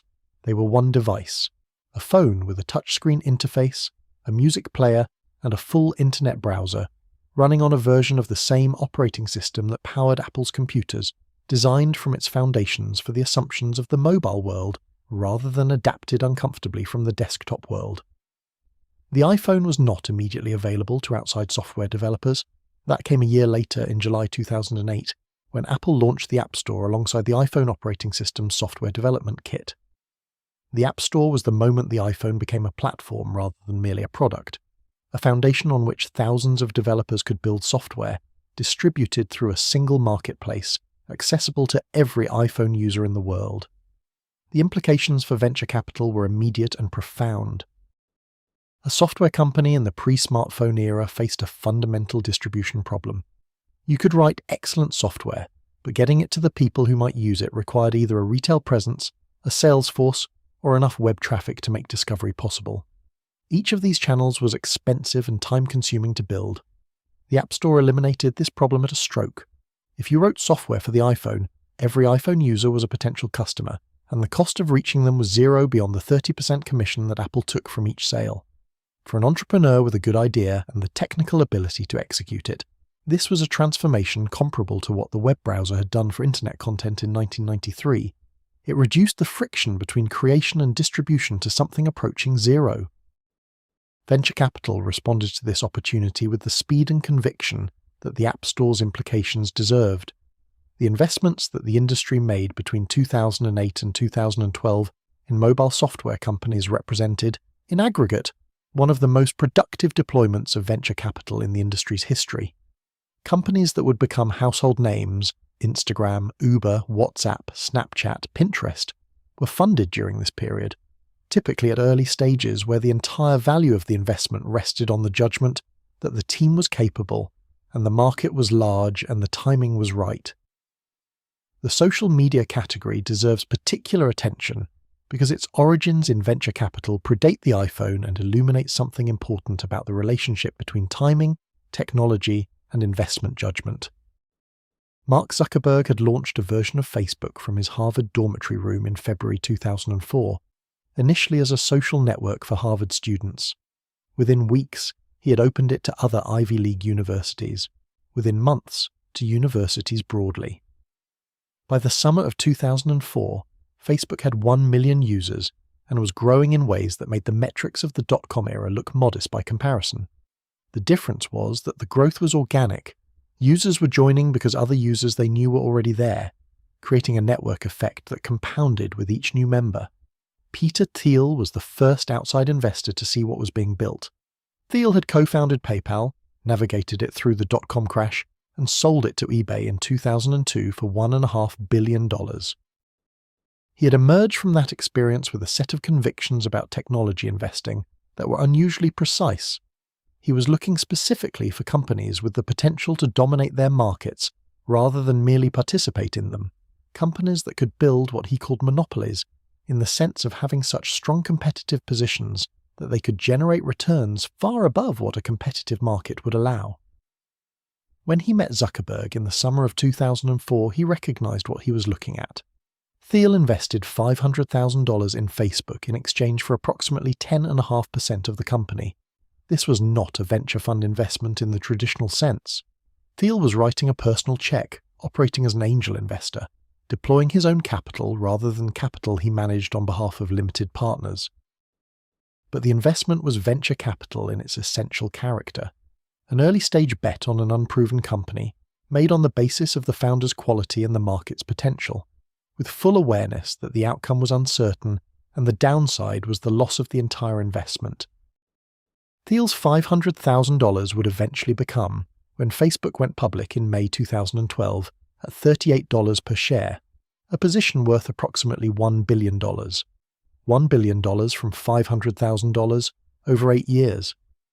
The arithmetic was extraordinary, and it was made possible by exactly the quality that the best venture investors had always been trying to identify: a founder with the vision and the tenacity to build something that could grow to global scale, combined with a product that created genuine value for the people who used it.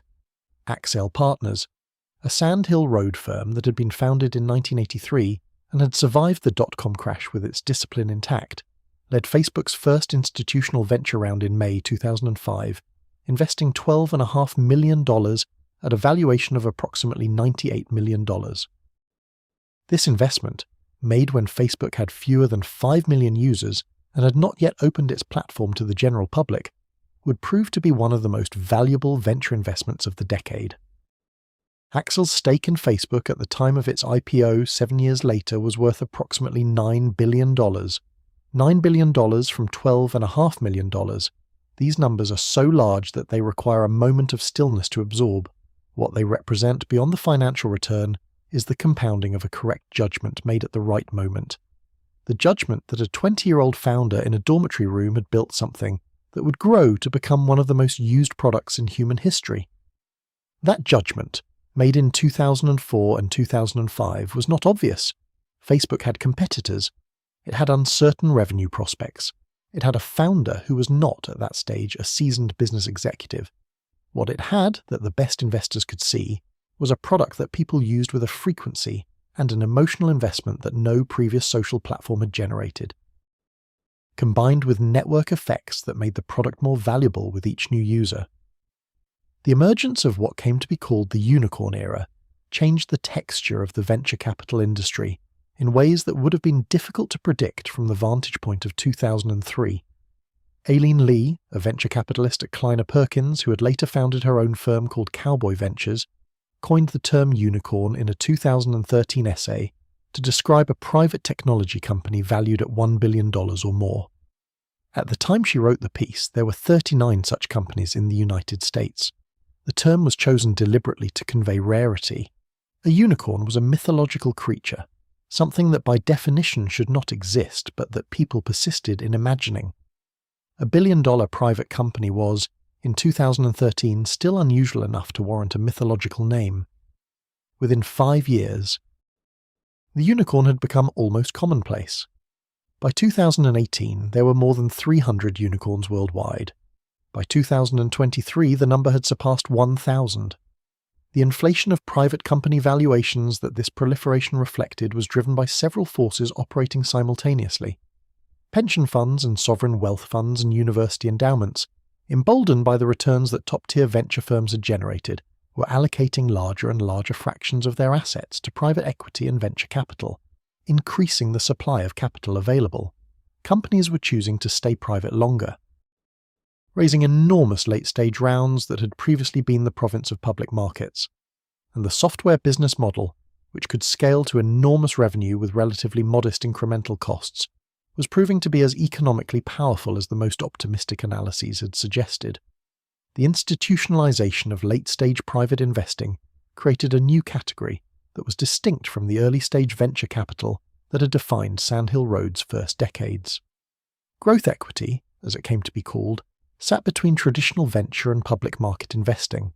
It funded companies that had demonstrated their business models and were scaling rapidly, but had not yet chosen to go public.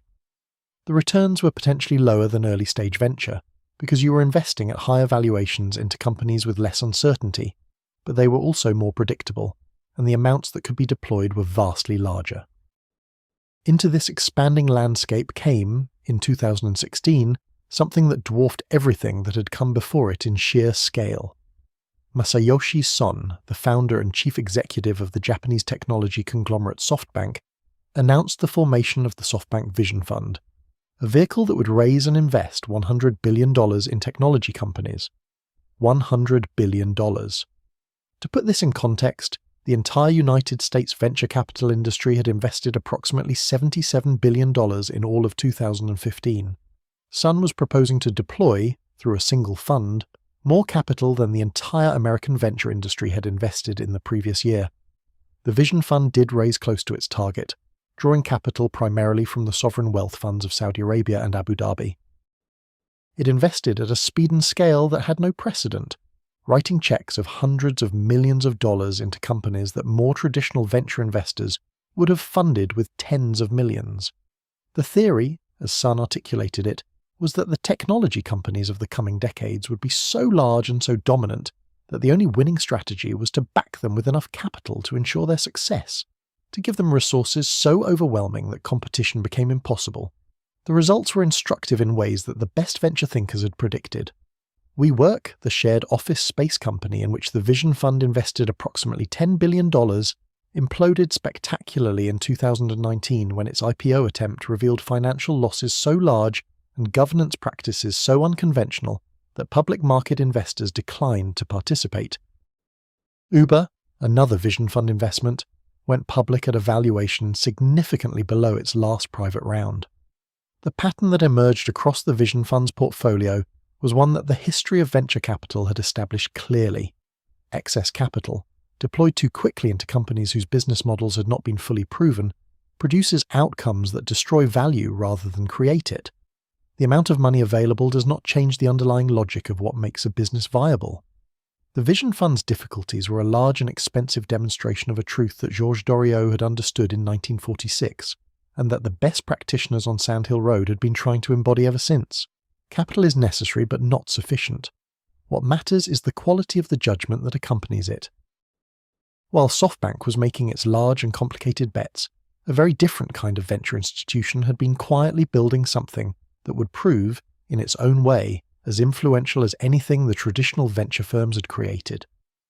Y Combinator was founded in 2005 by Paul Graham, a programmer and essayist who had co-founded a company called ViaWeb in the 1990s, sold it to Yahoo for $49 million, and spent the years since thinking carefully about what conditions produced great founders and how those conditions could be deliberately created. Graham's insight was that the most important thing a young founder needed was not money. The amounts required to start a software company had fallen dramatically as the cost of computing infrastructure dropped, but rather a combination of structured encouragement, peer community, and access to a network of experienced advisors. Y Combinator's model addressed all three. Twice a year, it admitted a cohort of companies, initially perhaps 8 or 10, eventually several hundred at a time, and provided each with a small seed investment, initially $12,000 for 6% of the company, in exchange for participation in a 3-month intensive program. During those 3 months, the founders received weekly advice from Graham and his partners, were immersed in a community of other founders facing similar challenges, and at the end presented their companies to a room full of investors at an event called Demo Day. The model was simple, and it worked with a consistency that surprised even Graham. The companies that went through Y Combinator were better prepared to raise subsequent funding, better connected to the networks they needed, and more likely to survive their early years than comparable companies that had not participated. The portfolio that accumulated over the program's first decade included companies that would eventually be valued in aggregate at hundreds of billions of dollars: Airbnb, Dropbox, Stripe, Reddit, Instacart, DoorDash, Coinbase, among others. The accelerator model that Y Combinator pioneered spread rapidly, spawning hundreds of imitators around the world, and in many cases creating the initial infrastructure for venture ecosystems in cities and regions that had not previously had them. Techstars, founded in Boulder, Colorado in 2006, brought the accelerator model to the American interior. Similar organizations launched in London, Berlin, Tel Aviv, Beijing, Sao Paulo, Nairobi. The democratization of early-stage funding infrastructure was genuine and significant, even if the distribution of capital that followed the accelerator stage remained heavily concentrated. That concentration of capital, and the questions it raised about who benefited from the venture economy and who did not, became an increasingly prominent conversation within the industry through the 2010s. The data was uncomfortable.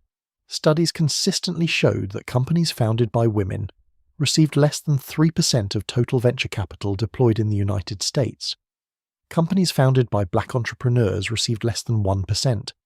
The networks through which venture capital flowed, the warm introductions, the alumni connections, the pattern matching toward founders who resembled previous successful founders, were networks that systematically excluded people who had not historically been part of them.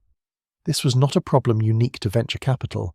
It was a reflection of broader patterns of inequality in access to education, professional networks, and social capital. But venture capital's reliance on network-based deal sourcing, combined with the homogeneity of the Sand Hill Road community itself, meant that the industry was not merely reflecting existing inequality, but actively concentrating resources in ways that reinforced it. The capital that funded the future was flowing predominantly to founders who came from a narrow slice of the demographic landscape, which meant the future being built was shaped by a narrow slice of human experience and imagination. Some practitioners made genuine efforts to address this. Arlen Hamilton founded Backstage Capital in 2015 with an explicit focus on investing in founders from underrepresented groups, women, people of color, and LGBTQ founders. She built her fund while homeless in the early days, raising capital through force of conviction and the clarity of her thesis. Firms like Andreessen Horowitz, which Mark Andreessen and Ben Horowitz had founded in 2009 and which had rapidly become one of the most influential firms in the industry, invested in programs designed to expand the pipeline of diverse founders. But the structural change was slow, and the data through the end of the 2010s showed only modest improvement in the overall distribution of capital. The problem was not primarily one of intention, it was one of structure. The network effects that made Sand Hill Road function also made it self-reinforcing in ways that explicit intention alone could not easily overcome. The global spread of the venture model continued through this period with gathering momentum. China's technology sector, funded by a combination of domestic venture capital and international investors who had learned the model in Silicon Valley, produced a generation of companies, Alibaba, Tencent, Baidu, ByteDance, whose scale rivaled or exceeded their American counterparts. India's startup ecosystem, supported by both domestic and foreign venture capital, grew to produce companies in fintech and e-commerce and enterprise software that served a market of more than 1 billion people. Southeast Asia, Latin America, and Africa each developed venture ecosystems with their own characters and their own investment theses suited to their own markets. The world that had been imagined on Sand Hill Road in the 1970s, a world in which patient risk capital, structured through the limited partnership, guided by disciplined judgment about technology and market and team, could systematically fund the transformation of industries and the creation of new ones, had become by the early 2020s something close to a global institution. Its flaws were real and worth examining carefully.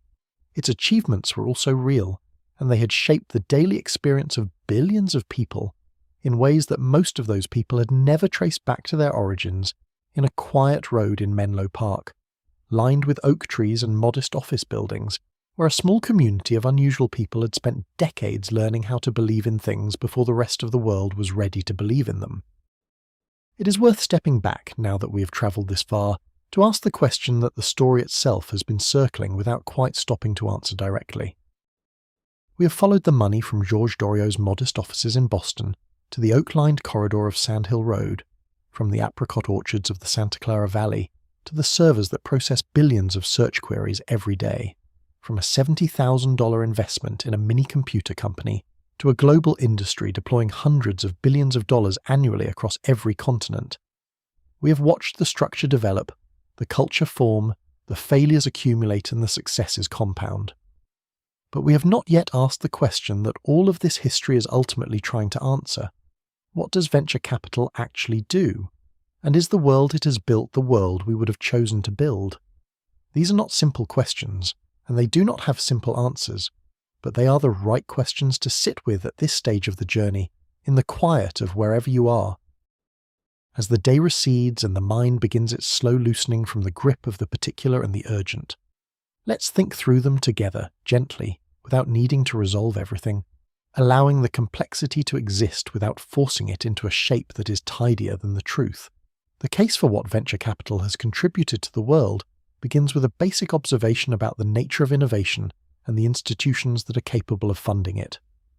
Banks, as we discussed at the beginning of this story, are designed to be careful. They lend against proven assets and demonstrated cash flows because their fundamental obligation is to protect the savings of their depositors.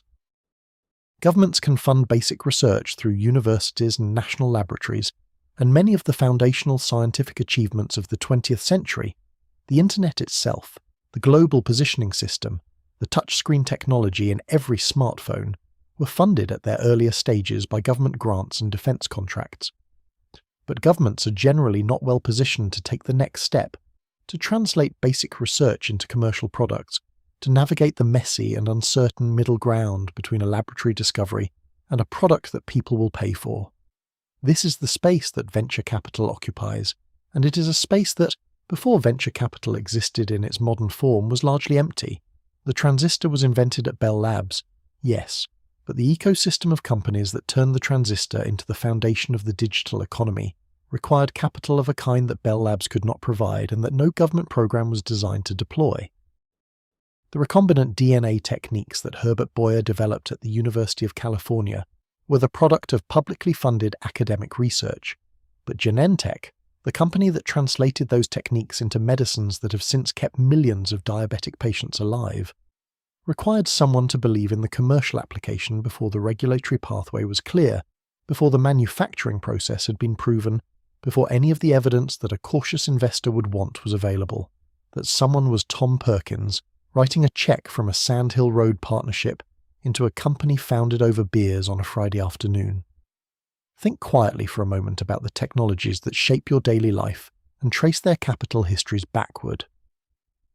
The search engine that helps you find information was funded by Sequoia Capital and Kleiner Perkins when it was 2 graduate students and a collection of inexpensive servers in a garage.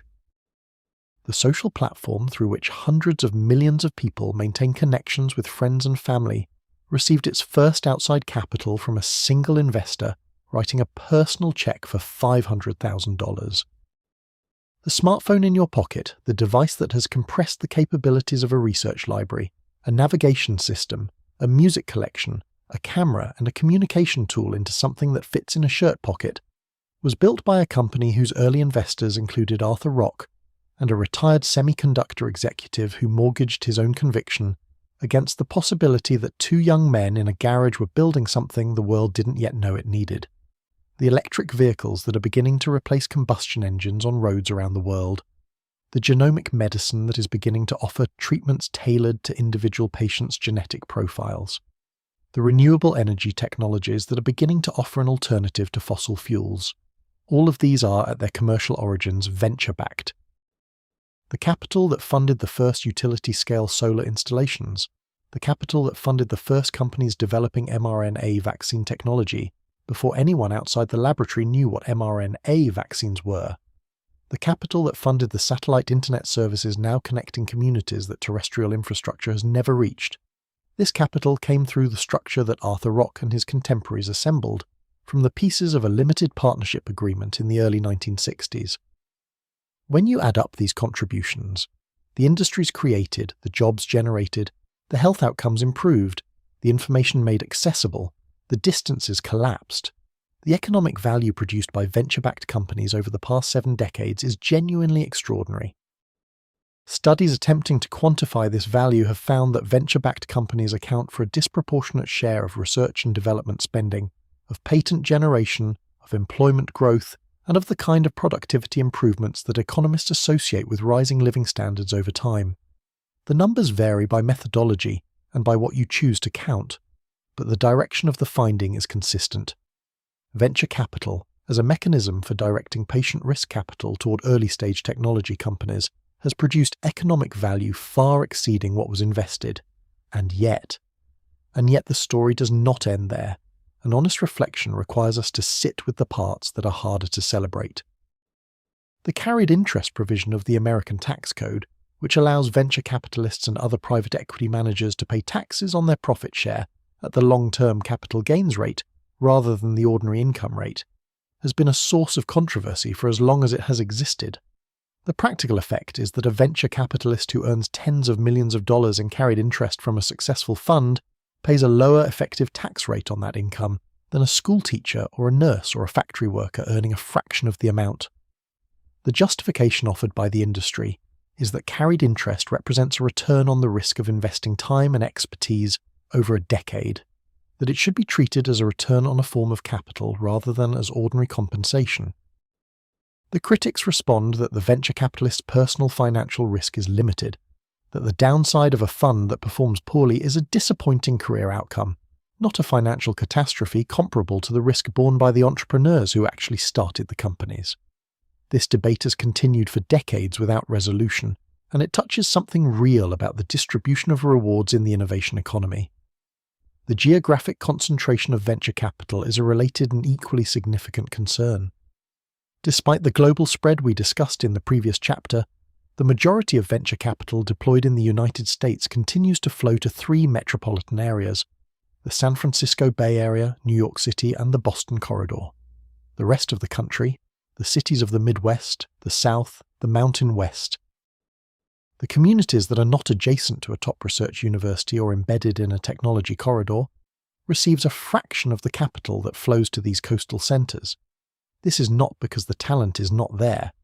Research consistently shows that entrepreneurial activity and innovative potential are distributed broadly across the country, not concentrated in a few zip codes. The concentration of capital is a function of network effects, of the self-reinforcing dynamics of geographic clusters, not of the underlying distribution of human capability. The consequences of this concentration extend beyond the direct effects on the communities that receive less capital. When economic growth is concentrated in a small number of metropolitan areas, those areas become extraordinarily expensive. The engineers and designers and product managers who work in venture-backed technology companies earn salaries that the housing markets of San Francisco and New York and Boston struggle to accommodate. The resulting cost of living displaces the people who do the other work that makes those cities function: the teachers, the nurses, the service workers, the artists, the people whose contributions are real and significant, but whose compensation reflects neither the productivity gains of the technology sector nor the housing cost inflation it has produced. The geography of venture capital is also the geography of a particular kind of inequality, one that is not often discussed in the same breath as the breakthroughs the industry celebrates. The question of what does not get funded is perhaps the most important and the least examined dimension of venture capital's impact on the world. The limited partnership structure that makes the venture model work requires funds to generate returns sufficient to justify their risk profile, to produce the kind of outcomes that will attract limited partners to the next fund, to demonstrate the performance that determines whether a general partner's career continues. This is a reasonable set of requirements. It is also a filter that systematically excludes entire categories of important work. Consider the problems that communities most need solved: adequate housing, quality public education, accessible healthcare, clean water, functioning public transportation, care for the elderly. These are not, in general, problems that the venture capital model can address, not because they are unimportant, but because their solutions do not generate the kind of financial returns that venture investment requires. A company that figures out how to provide affordable housing at scale in a mid-sized American city is solving one of the most significant social problems of our time. It is almost certainly not a venture-backable company in any conventional sense, because the financial returns available in affordable housing markets are insufficient to produce venture-scale outcomes. The problems that get solved are the problems that can be monetized at the scale that venture returns require. This is not a moral failing of the people who work in venture capital. It is a structural consequence of the financial model they are operating within. But it means that the world venture capital builds is the world that can be profitably built, which is not identical to the world that most needs to be built.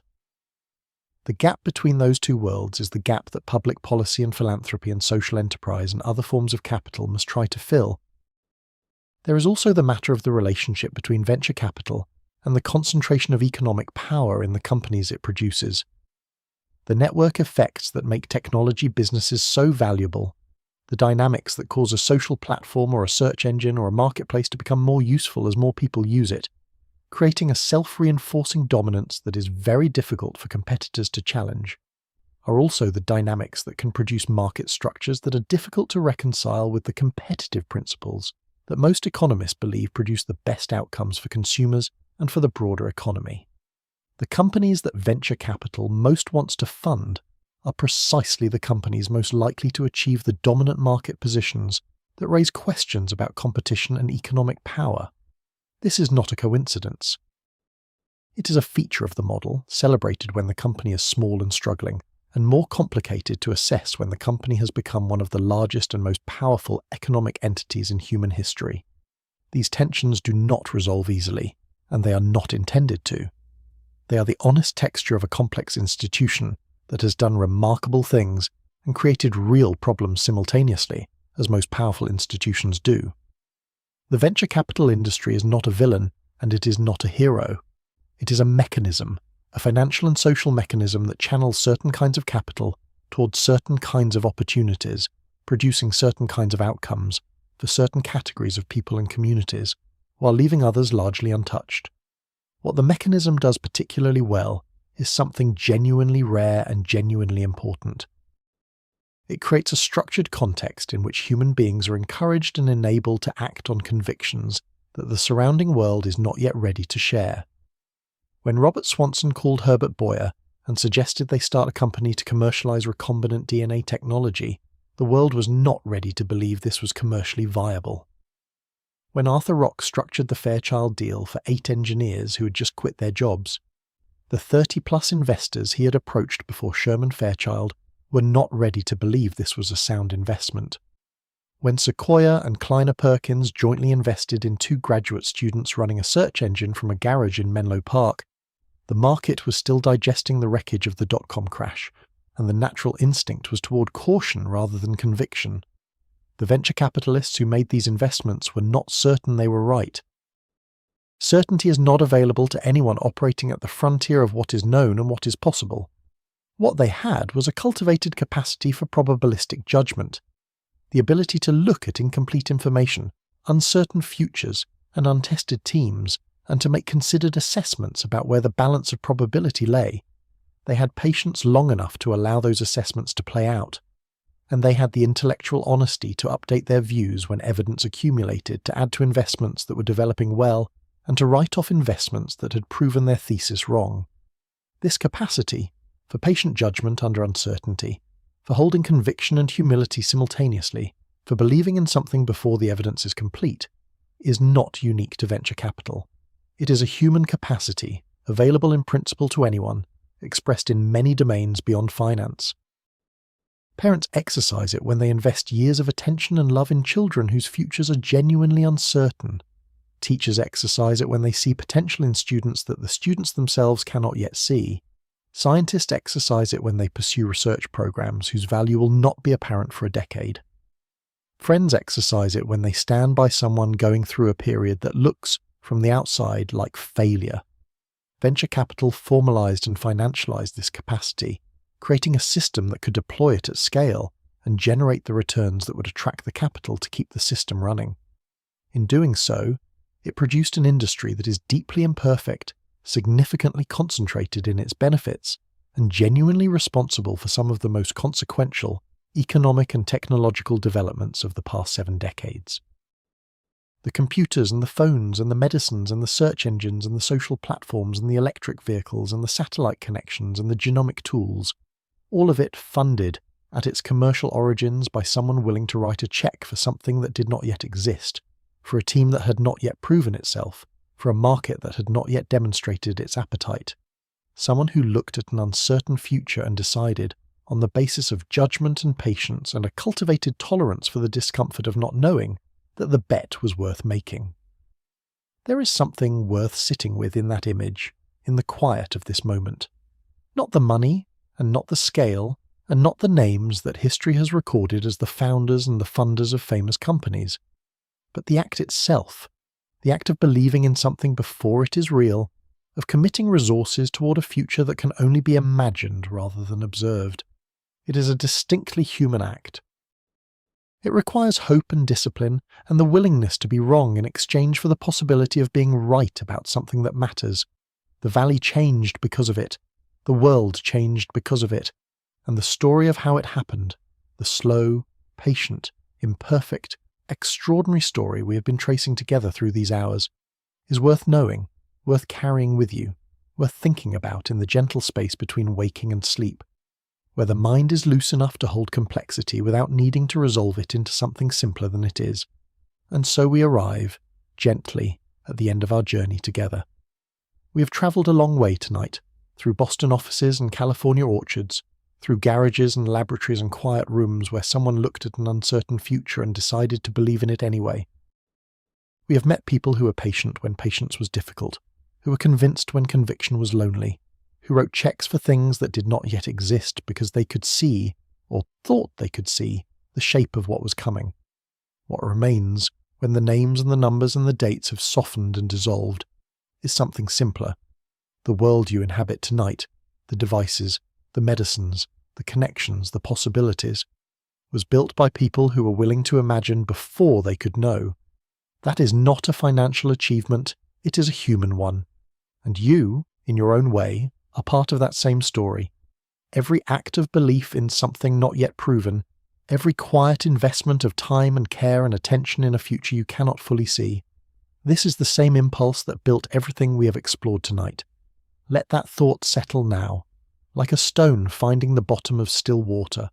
Let your breath slow. Let the story rest. You can drift now. Everything's already in motion. Sleep well.